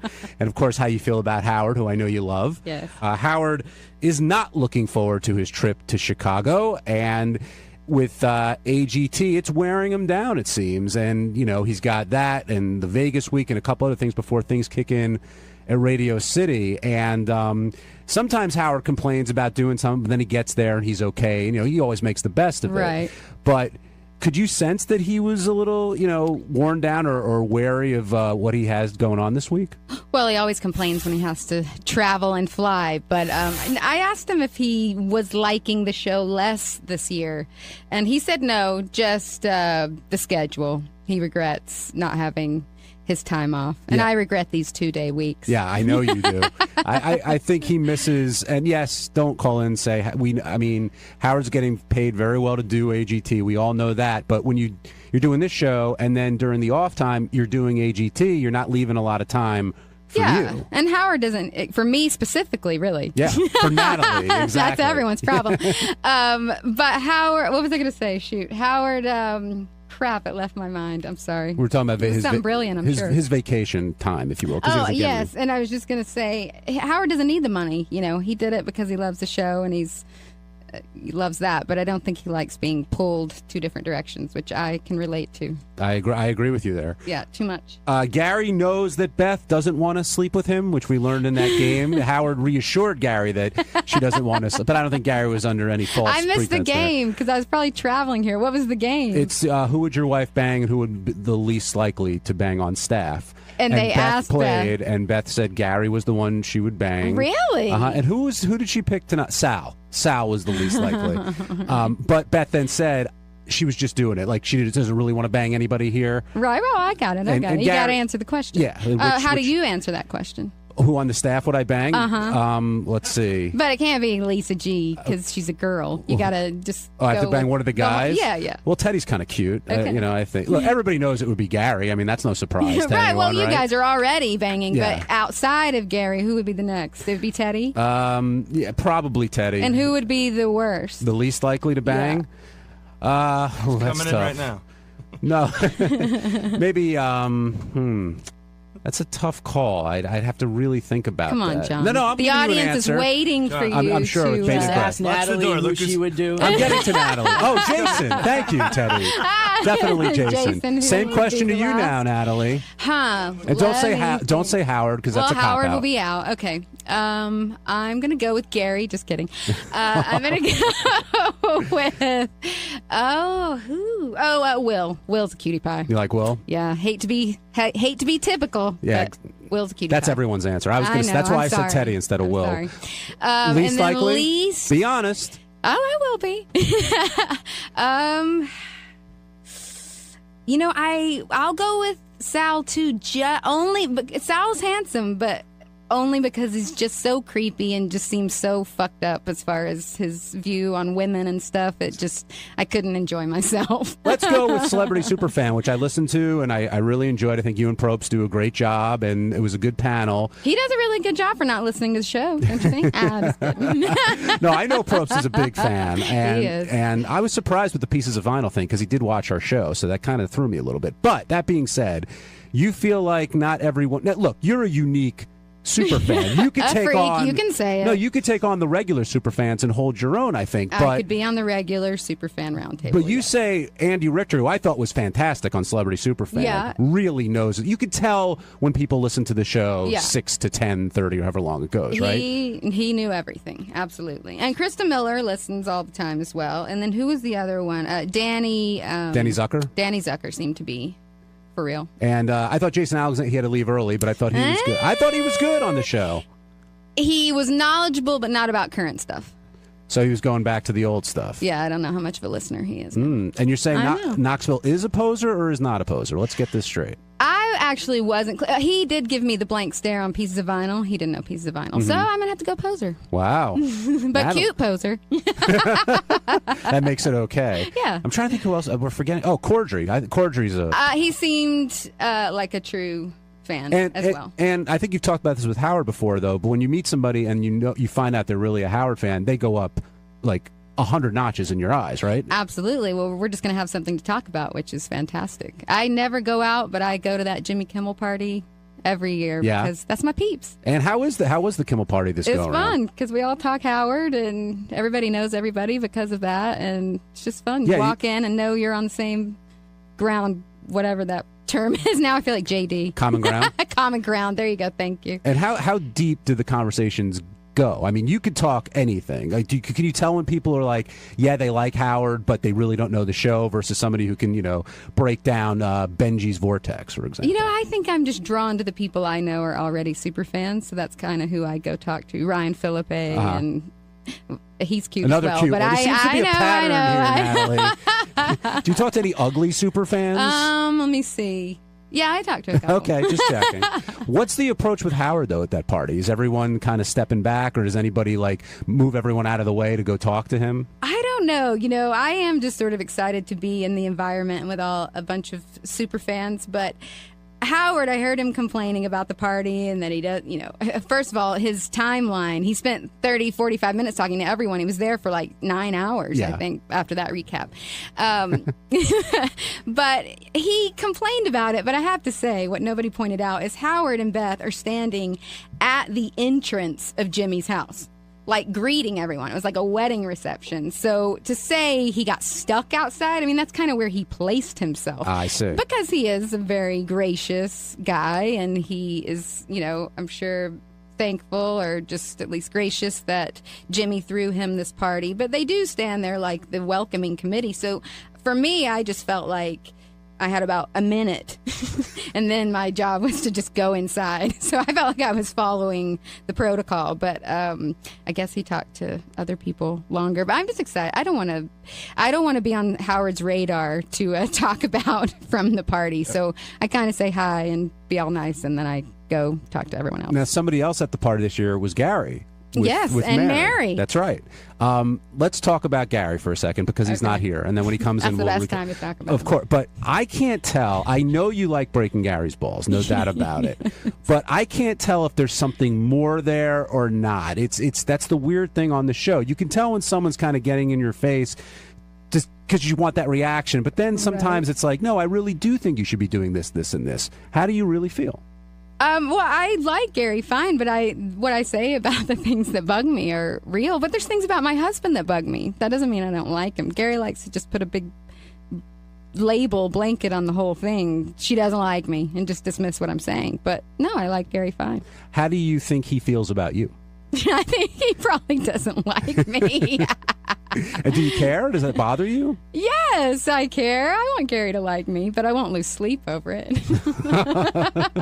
It seems like, again, in the last Celebrity Superfan, when they asked you the question, it was teed up. I knew you were going to say Gary, and Gary was there. It wasn't like he was, back here listening. Well, yes, I do go at it, but part of it is because I do have something to say. But I, like Howard, feel the same. I just feel the pressure to make it entertaining, and I did feel like the show was kind of safe and just a bunch of celebrities being very safe and saying the right thing, and it was a bit of an eye roll. So I sometimes have to put myself out there just to do what I think is interesting radio. So yes, I got very honest. It was hard right in front of Gary's face.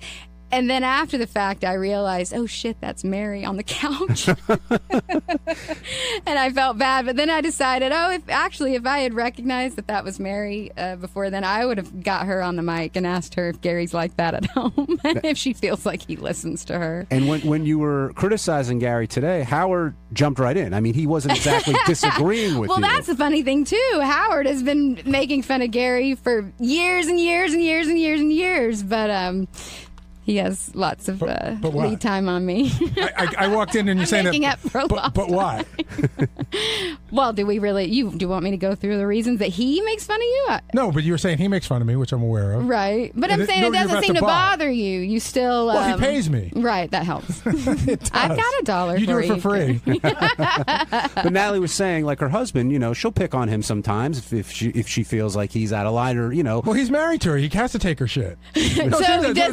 Do you take Mary's shit? That's my sometimes. question. Yeah, I do. Don't you take some of his shit sometimes? Absolutely. That you wouldn't take from somebody else because you're not married to them. Well, you know what? Actually, I think I'm pretty good at maybe trying to listen to what people would say about me and I like how you brought let it sink in. I like how you brought that back to me. But I like how you tried to take it away from you. Natalie likes to mix it up, and she likes you. She's got an opinion. And she likes you. But I know you think you're not sure, sort of, where Natalie comes in on sometimes this. it's hard. Natalie's got an interesting move because because Natalie's cute and she's got a big smile and she has a big laugh, which you can sometimes use all those while you're putting the knife in. Well, listen, some people get the knife without the laugh. Oh, that sounds ugly. That is. sounds terrible. I wouldn't want to It's get rare. that. Yeah, I wouldn't want to get that. Well, knife. I scare myself. But when that happens. you're very disarming because you could take a shot at somebody but you're a sweet person. Well, and also I think I listen to the show so much that Right. I feel I know you guys more than you obviously know. So you're looking at me like, But you don't- who's this singer having all these opinions about my ass? But like a super fan, yeah. you don't really know us. Right. But That's what I'm saying. right. This is just, I know you from the show and I'm Right. wrapped up in this world, so I feel open to say it because that's what the show is about. Right. And I get the show and I'm just having fun. Take a guess who Natalie picked on most likely to who she'd bang on the staff and least likely. Who do you think? Well, Howard would be most likely. Howard, we He was eliminated. out. Fred. I would think she would bang Fred. Fred didn't get the vote. Wow, because I'm trying to think of if we're going for looks or like respect of like who she thinks is funny. Looks. So Will? You got okay, it. good. And least would have to be, sorry, but I think it's Benji. No. It's not actually. Scott the engineer? No, Sal, just because he's so weird and fucked up about girls, I couldn't enjoy wouldn't- myself. You couldn't bang a guy who wants to bang Tan Mom?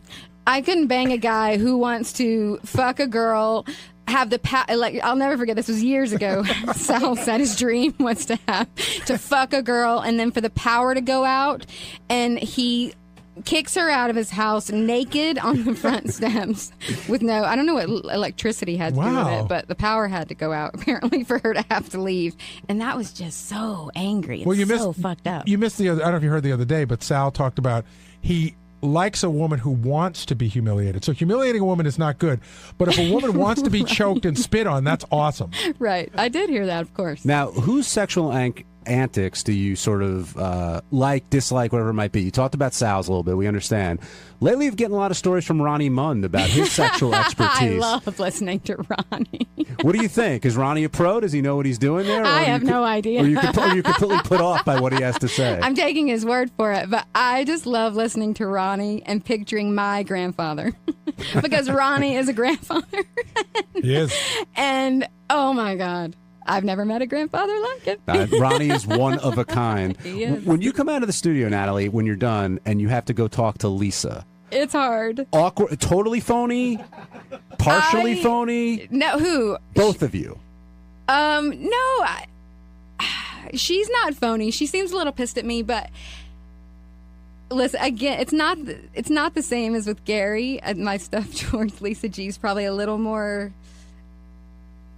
passionate, but listen, I don't know Lisa G. I just know her from the show, so I'm commenting on her character on the show. But it is weird to see her in front of her face because I don't like to be mean to people, and I don't want people to think I'm mean. I have a question for you about Lisa, because Lisa came to me today, and I was running around and hear everything, and she said, I just want you to know that Natalie did ask me to perform with them, but there wasn't going to be a dress rehearsal, and that's why I turned it down.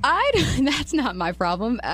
Yes, that is true. But if you were Lisa, but that's not. But I think Lisa thinks that's why I think she's not a team player because she didn't play with us. Well, I think it's crazy to have the opportunity to play with you, dress rehearsal or not. Just fucking do it. Yeah. Well, you know what? In hindsight, well, first of all, the tour I thought that would be a great idea on was when we were opening up for the Eagles, and then when I gave it more thought, I was like, wait, maybe that's not a great idea. These are not necessarily all Dixie Chick fans, and Dixie Chick fans are not necessarily Howard Stern fans. So I think maybe I would have been the most entertained person on the stage, and what I'd wanted her to play on was "Not Ready to Make Nice," which is kind of our biggest song. Mm-hmm. So probably that wouldn't have gone over well. That wasn't a good So why don't you idea. think she's a team player? Because she just can't laugh. She just can't take it and just laugh it off. She just gets very curmudgeon-y and spinster sounding and just laugh. Even if you're not going to do it or participate in whatever it is, you can still just have a sense of humor about it and be a little funnier. She's just so, I don't know. Part of me wants Lisa G's pretty and thin and all of these things, but I don't know. I wish she wasn't so. Nobody's ever going to be good enough for her. She just seems like one of those girls that the guys. She's always going to be better than the guy. Do you think she'll ever marry? I hope she does, but I don't know. I don't know. Do you? I think you get to a certain point, if you haven't gotten married, then you probably don't need to. I think that in her mind she'd like to, but she's often said on the show it's not the big deal for her anymore. She doesn't seem to care. And if you don't care... But do you believe... I'm fine with women who are like that, because, yeah, women don't need a man, and you don't need that to be happy in life, but I don't know. She doesn't seem like a super happy person that doesn't need a man. I think she's... I sometimes wonder if she's one of those people who's like still a girly girl that dreams of the big wedding rather than the actual marriage. Right. I think she would love to have the big wedding and all the stuff that goes with it, but doesn't necessarily want to be married afterwards. And here's a good show idea for you guys. I'm always wanting to meet Lisa G's parents. Like I really want to know where she came from, what her dad is like to her mom. I don't know. I really want to sort of analyze how she got to this. That's a good 101 show. Meet everybody's parents. I don't know if you knew. Well, of course you didn't know this, but you really made Steve Brandano's day. I did. Fighting for the Black Keys, number one. I know. But the song. And the song. Steve, come get on there, Steve. Steve was like riveted because he says it's probably his favorite song of all time. Really? Yeah, I really love that song. I mean, it's got some personal stuff with it too, but it's just such a. I mean, I love that song. I love that song. But yeah, you did a beautiful job. I was like, I don't know. I was worried. I'm like a girl singing it, and I was nervous. And I don't know, like a minute and a half in, I turned to Gary and I was like, she's got it. Thanks. Yeah. That makes me happy. And mentioning the Black Keys was well too, because he's not going to hear it from me. He's not going to listen to me. So thank you. And you also said Steve says a lot of other crazy shit, which is true. Well, because who's the band? You like some band that I'm just like, oh. I probably like a lot of bands that people I would are like, whoa. Yeah. But yeah. But you're so right about the Black Keys. Thank you. And they are the rock band of this generation. I mean, they just are. You have to have it on just for the history of Howard. That's what I try to tell these guys. We've pushed that in meetings a lot, and I've gone as far. I actually got Howard to watch CBS Sunday Morning did a beautiful piece on them, and I was like, but I don't know. He's just like, I don't really listen to them, and it's not like they're super dynamic as an interview, but I think they're interesting. But they might be. I mean, they have interesting divorces. I just started researching them a little bit, not for the show. How great would it have been if you came in today and you were backed up by the Black Keys? What if I brought them? That's such a great idea. I should have. Shit. Well, they live in Nashville. If they lived here, I could have done that. Sounds like you're getting ready to pitch them though for the show. I mean, you did some research and the drummer. Hello. Patrick. I was just reading about his first wife and that whole divorce, and she, I guess, fancies herself a writer, and she's written like major articles about their divorce. Brought this stuff I didn't even know. Yeah, it's very. So I'm like, ooh, there's definitely stuff to talk about. But regardless, the sound that they can make to people. I mean, it's White Stripes. It's a level of talent that is just hard to come by. And you have to just make an album with them and then bring them in as your backup. Happily. We almost got Ben Harper in here today. What happened to Ben? He's just chicken shit. And I plan on telling him all about it. Oh, you should. I will. Gus in Connecticut, you're on the wrap-up show. How are you? Good. Great, Gus. I'm a huge fan. I'm glad that Steve Brandano approves of your music and the quality, and I'm sure you're relieved because of that. But I got a question. The last couple of appearances that you had, you have gone a little softer with your music. Do you think that your voice has gotten a little weaker as time has gone by? Yes. Definitely. No. And what do you mean softer with my music? Fuck you. Just kidding. See, I don't think he said up here he thought you've gone more mellow, but I don't think that's it at all. I think it's gone more reverse. Cerebral would be a better word. Thank you. I was going to ask, how long have you been listening to the show? Like consistently, like a freak since 2005. So, because this may have been discussed last time you were on, but when Howard was sort of not siding with the Dixie Chicks, were you a listener of the show? So. At that time when he berated us and called me a fat pig, I did not live in a city where I got Howard. So after that, what made you come to the show? Because I know if I listened to a show where somebody called me a fat pig and berated me, I might not go back again. Yeah, who turned you on to the show? Well, I'd listened to it before that because I lived in Dallas for a little bit and he was on there. But it was more, I would hear maybe for an hour in the mornings while I was getting ready. And then when I lived in Austin, he was on the radio there, so I got to hear him some.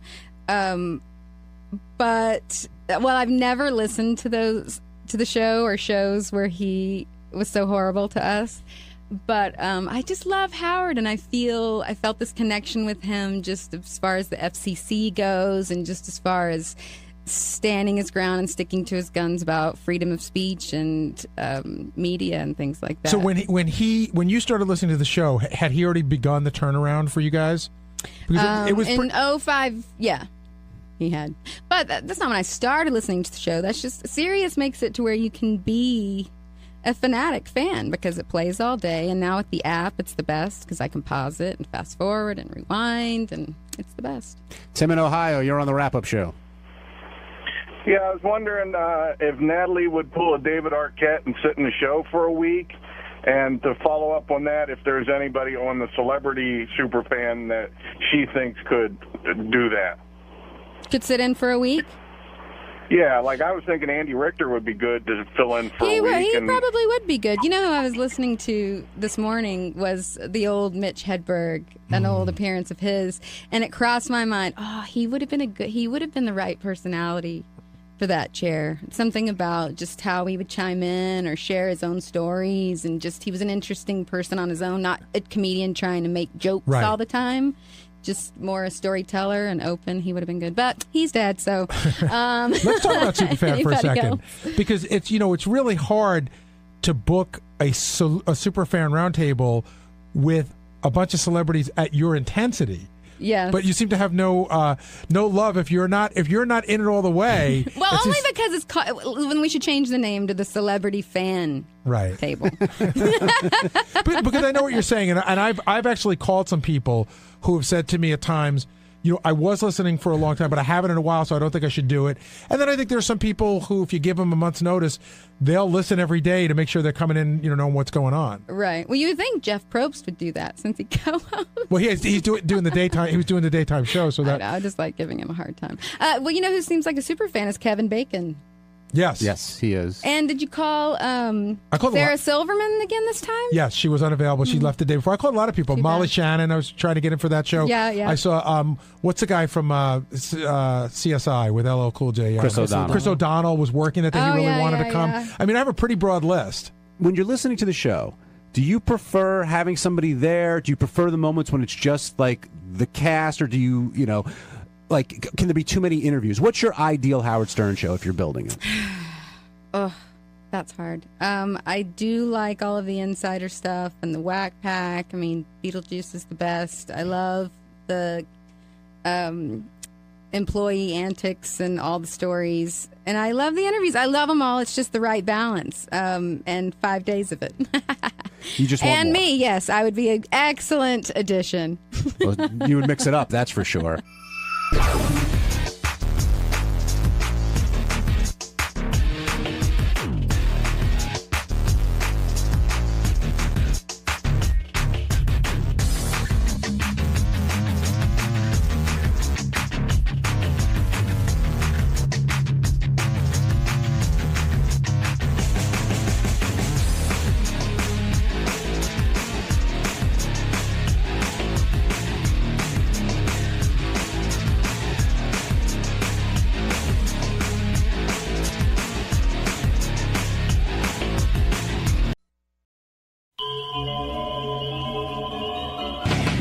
You're watching Howard TV's HD Clip of the Week. And let's get to our game. Couples, as you know, there can be no hints. Okay. All right. So, I'm going to begin with Evil Dave and his partner, Angie. Remember, the couples that match the most walk away with $5,000. Oh, my God. That's good money. Dave, can you use $5,000? Oh, yeah. All right, so let's see what happens here. Also, we should tell Angie that if you blink 3 times real quick, we will get you help. Well, I'll take off my glasses. George and Brad, I know you're very wealthy men, but I'm sure you could always use a $5,000. We have a good charity to give it to. Okay, that's very sweet. Blue Iris and Ron, I know you need the money, right? Yeah. Right. All right, so think carefully now when you answer. We're going to start with Dave and Angie. Robin, who's your money on? I gotta say, it's gotta be Brad and George, don't you think? What do you say, Artie? I'll tell you what, I'm gonna put my cash on Blue Iris. All right, and let's say no one is going with Evil Nobody's Dave and Angie. taking Evil Dave and Angie. You never know. All right, here we Free go. country. First question, free country, right? Here's the first question. Angie, we asked Dave, when your partner orgasms, where does the sperm go? Brad is laughing, but it's not your turn, Brad. Okay, Angie, so you're having sex with Dave. Okay. All right, try to picture that. All right, try to imagine it. Your wildest imagination. And your partner has an orgasm. Okay. Somewhere that disgusting, gooey stuff has to go somewhere. Where does it go? In me? Inside of you is your answer. Yeah. Well, that's not a match. Dave said on the bed. He says he shoots his load onto the bed. See, I told you they weren't having I don't want to get you in trouble, for God's sakes. Why don't you know what goes inside of her? Huh? How do you not know what goes inside of her? Well, you know. Well, you know what? Angie, how could he not get that right? I don't know. He's a little... He's a little out of it. Have you Right been- of center, yeah. Okay, all right, okay. Right I'm of gonna center? I'm going to go to George, Takei, and Brad. George, when your partner orgasms, this is what we asked George, where does the sperm go? When I have an orgasm. No, with when George. George has the orgasm, where does the sperm Oh, it end goes up? in me. Where in you? I think that's a clear enough answer, Howard. Does it go... all you will say is be truthful. In my mouth. Well, let's hold up the All sign, right, George, and hold up sure the enough, there it is, the mouth. You That's got it the right. match. And of course, you run into the bathroom and spit it out, and then gargle. We got the whole detail. Brad, congratulations. I'd spit it out too. Thank you for that. That is a point on the board for our couple. Brad, you and I have a lot in common. I would do the same thing. Why not just swallow the whole thing? I don't know. Didn't somebody say once that you shouldn't swallow? Really? I heard that semen might. We might have said do that. what? In it. Yeah. Do what? I don't know. I thought Bounce it's not back. clean. Bounce back. You heard That's it might what not makes be babies. Yeah. George says he doesn't care that you go and spit it out. I thought maybe you would swallow it to show your love of George. I'll start doing that. Don't do us any favors. It's okay. I totally understand your point of view. Believe me, I understand it. All right, Blue, Iris, and Ron. Ron, we said to Blue, when your partner orgasms, where does the sperm go? Ron, you certainly must know where it goes. Where does it go? In her Where? mouth. In her mouth. Blue, hold Blue up the sign. said- And Blue, what did you say? You said mouth. All right, we've got a tie game now. Blue, Two Iris, of our and Ron. couples are on the board. All right, Evil Dave and Angie, you're going to have to do better. The second question. Let's start with George and Brad this time. A lot of blowjobs going on. Yeah. See, nobody's blowing me. All right. We said to George, Brad, what's your partner's favorite sexual position? What did he say? This is about you. What's your favorite sexual position? Do I get multiple choice? Nope. No, you don't. Just describe what your favorite is. What do you like the best? Brad's favorite sexual position. That's right. Not George's. That's right. How do I describe that? He can't help you. Carefully. I guess lying next to George in bed. Go ahead. No, no. He can't answer. Sometimes He can't answer. He can't Masturbating. answer. Lying next How to you George when you're Nesbitt? lying? How on your stomach? On my side. On your side. Lying on your side next to George. Well, let's take a look at what he said. He said you would say on his back, so we can't make it a match. But no, George is on his back. Yeah, but you I'm are on my side. But you like Well, being you on your got side. a match. You got to match the game. So it I didn't don't know. matter. Well, you do it sometimes on Isn't your there a side, judge? sometimes on your back. No. Well, let's go to Blue, Iris, and Ron. Ron, what did Blue say? What's your partner's favorite sexual position? What do you like best when you're with the lovely Blue Iris? All fours. All fours, doggy fours. style. All right, that's fair enough. Let's see what the match is. Doggy style.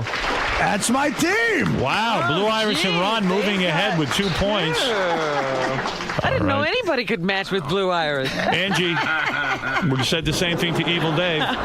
If, If you had to choose a position. what's the fave? I like missionary. Missionary position. Let's hold up that sign. It's missionary. You're on the board. Usually I do something right. You sure do. Thank you. Right of center. Next question, we go to Blue and Ron first. If you could change one thing about your partner, what would it be? So we said to Blue, you can change anything you want about Ron. What would it be? Choose? What did she choose? She wanted to change. I mean, you seem perfect to me. Yeah, you got it. But what would she change about you? What should she change about me? What's the one little thing? One little thing. One little thing. Come on, we're running out of time. I'm going to have to give a no answer. Just come up with something quickly. I don't want to see you guys miss a point. All right. Well, argue. You argue too much. Well, no, I don't think that's a match. Blue, what did you say? Hold up the sign. No. You said more energy. She finds that you're older than her and you lack energy. Yeah. Is that true? True. Blue, well, he didn't get the match. I'm sorry. Sorry All right, about but you're that. still in the lead. Let's go to Evil Dave and Angie, who appear to be the mismatch of the century for some reason to us, but they've proven they are really lovers. All right. We said to Dave, if you could change one thing about Angie, what would it be? He always says I'm too bossy. Too bossy. Let's take a look. Dave, what did you have? Too bossy. Wow. Yeah. Look at them coming You know on. what? That's a real couple. I mean, I think so. Look at them coming on. Brad, what did George say? I kvetch too much. What? Kvetch. Kvetch too much. You. When you say kvetch, you mean you. What is it? Complain. You complain too much. Yeah. All right, George, hold up the sign.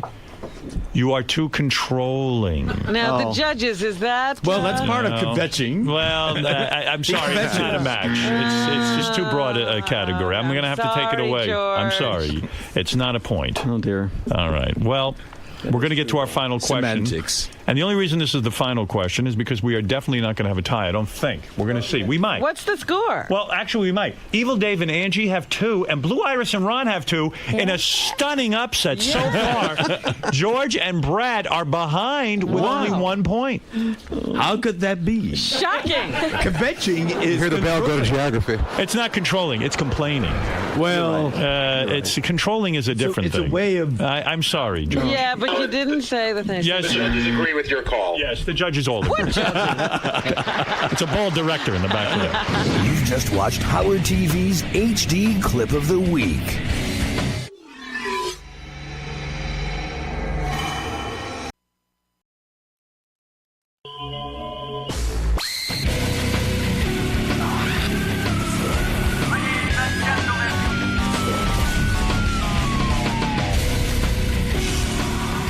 Now it's time for Steve Langford. Steve, come on in and tell us what's happening in the Howard 100 newsroom. Steve, come on.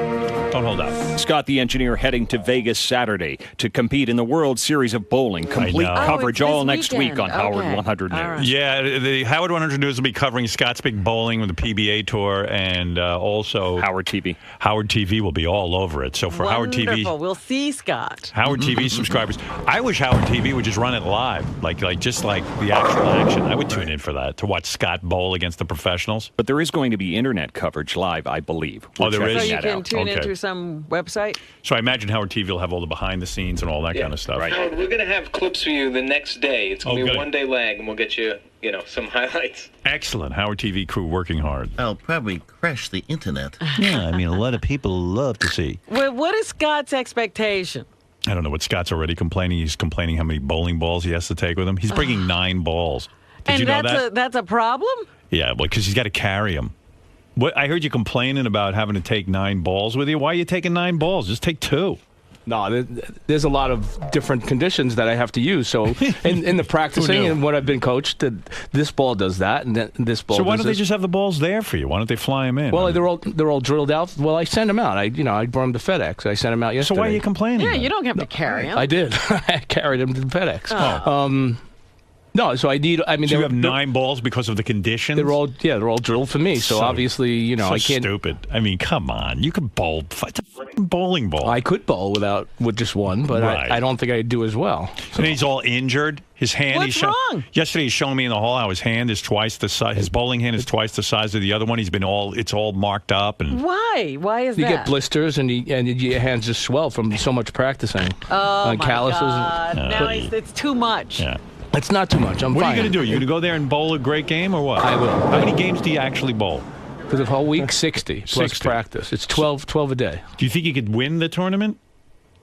I don't think I can win. I mean, the top, the top 20 pros are phenomenal. Do you think you'll come in the top 20? No. You don't? No, but I have high expectations. There's How many there's 256 people. Okay. After 12 games. Do you think you'll come in last? No, definitely in not other words, last. There'll be professional bowlers that you beat. Yes, I will. Wow. I will guarantee that I'm in at least under 200 and probably around 150. Wow. You think you'll fall somewhere around 150? Yes.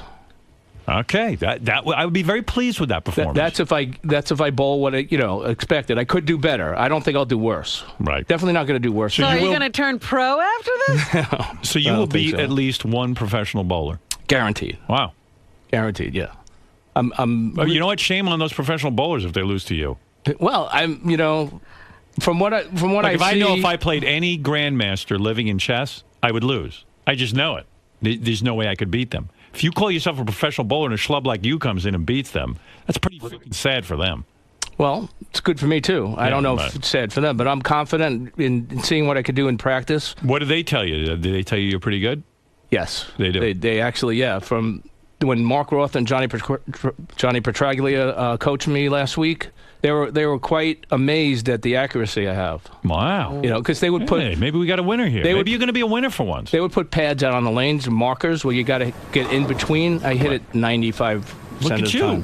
So, and then to finish. Now you're talking like a winner. To finish up practice, Johnny said that we had all 5 lanes, 5 conditions. Throw one ball in each. Right. 4 out of 5 was strikes. Wow. And what did they say to you afterward? They said Good job, they Baldy. were quite surprised how They good said, I was. Good job, Baldy. Good job, Baldy. That's what they said. Good job, Baldy. Good job, Baldy. For an annoying Baldy, you're pretty good. That's what they said. They were just very surprised on how accurate I was. Wow. So maybe it's because you look like a bowling ball that you're so that's good. it. Just Hey, Be what if the this- ball. What if this is a whole Be new the thing? ball. I don't know. I'm saying, is he going to go pro if he's that good? Well, there is a senior tour. So. I said, be the ball so much, I actually look like a bowling ball. Yeah, you could. PBA.com streams it live, the qualifying round. So okay, so we can find you on there? during the day, yeah. What time is that so we should know when to watch? Well, my sessions vary. Like Monday, I bowl at 11, which would be about 2 p.m. here. That's the first match? My first match is, on Monday at 11, Vegas time. So that's 2 p.m. East Coast time. Okay. And then at 7 at night again. Nah, no one's New going York time. to tune in. Forget it. I know. I'm zoning just hearing you give the times. Tuesday, though, I start at 7:30 a.m., which would be 10:30 if you're still on the air at 10:30. Right. Well, good luck. Thank you. I'm looking forward to it, and thank you for the opportunity to let me go. All right. Have fun. Thanks. All right. We have to tune in while we're on the air. Yeah, we're going to look forward. Thank you, Scott. All right. Don't stare at me. Just leave. All right. Thank you. He stands there. He waits for me to talk some more. Good luck, Scotty. Thanks. Try to be a winner. Think winner. I'm a winner. All right. Guy goes bowling every minute. Bowled during 9/11. Hey, we tried. Nobody else had that idea in mind. You should be able to do something. I just don't know how this show is going to survive without Scott next week. Him gone the whole week. It's going to be tough. But I guess we'll struggle along. All right. So you seem to be very confident in yourself. This is. Oh yeah, I'm really confident. I'm totally, like he said. Could you beat one guy? Yeah, I can definitely. Really? Beat one That's. guy. You, I can definitely beat You can one definitely guy. beat a professional. I definitely can. Yeah, there's no doubt about it. I'm gonna bowl as. Yeah, and I'll come in between. Obviously, you want to come in as high as you can, but I realistically, I think I could be in the 150 to 200 range, somewhere in there. That's pretty good. Yeah. For a non-professional, wow. I think so. So, and you were saying in there that your hands are. What's going on with your hands? Well, I don't know if you can get a shot of that. My right thumb is my bowling hand, so it's quite much larger than the left thumb, and then I got like blisters and calluses and just bumps and bruises and all kinds of stuff. Is this going to affect your game? No, not at all, because I've been practicing like this for a month now. Your hand does what, obviously, it changes in size from hour to hour as you're bowling. So I have different size finger inserts to change while that happens. So your fingers will actually get, bigger? They get bigger and smaller, believe it or not. They swell up and they go down as you bowl. So what else can happen throughout the course of bowling so much? Are there any risks? Well, your legs can get sore, your back, your shoulder, your elbow, stuff like that. Anything can happen. But I've been bowling a lot. I've been bowling a lot more than I'm going to have to bowl in Vegas. So, so you're conditioned. I'm bowling 12 games a day in Vegas, 6 at a time. So I've already bowled much more than 6 at a time, and I've already bowled much more than 12 games a day with no problem at all. So, yeah, I'm fine. I'm in shape. I'm ready to go. All right, Scott. Good luck, man.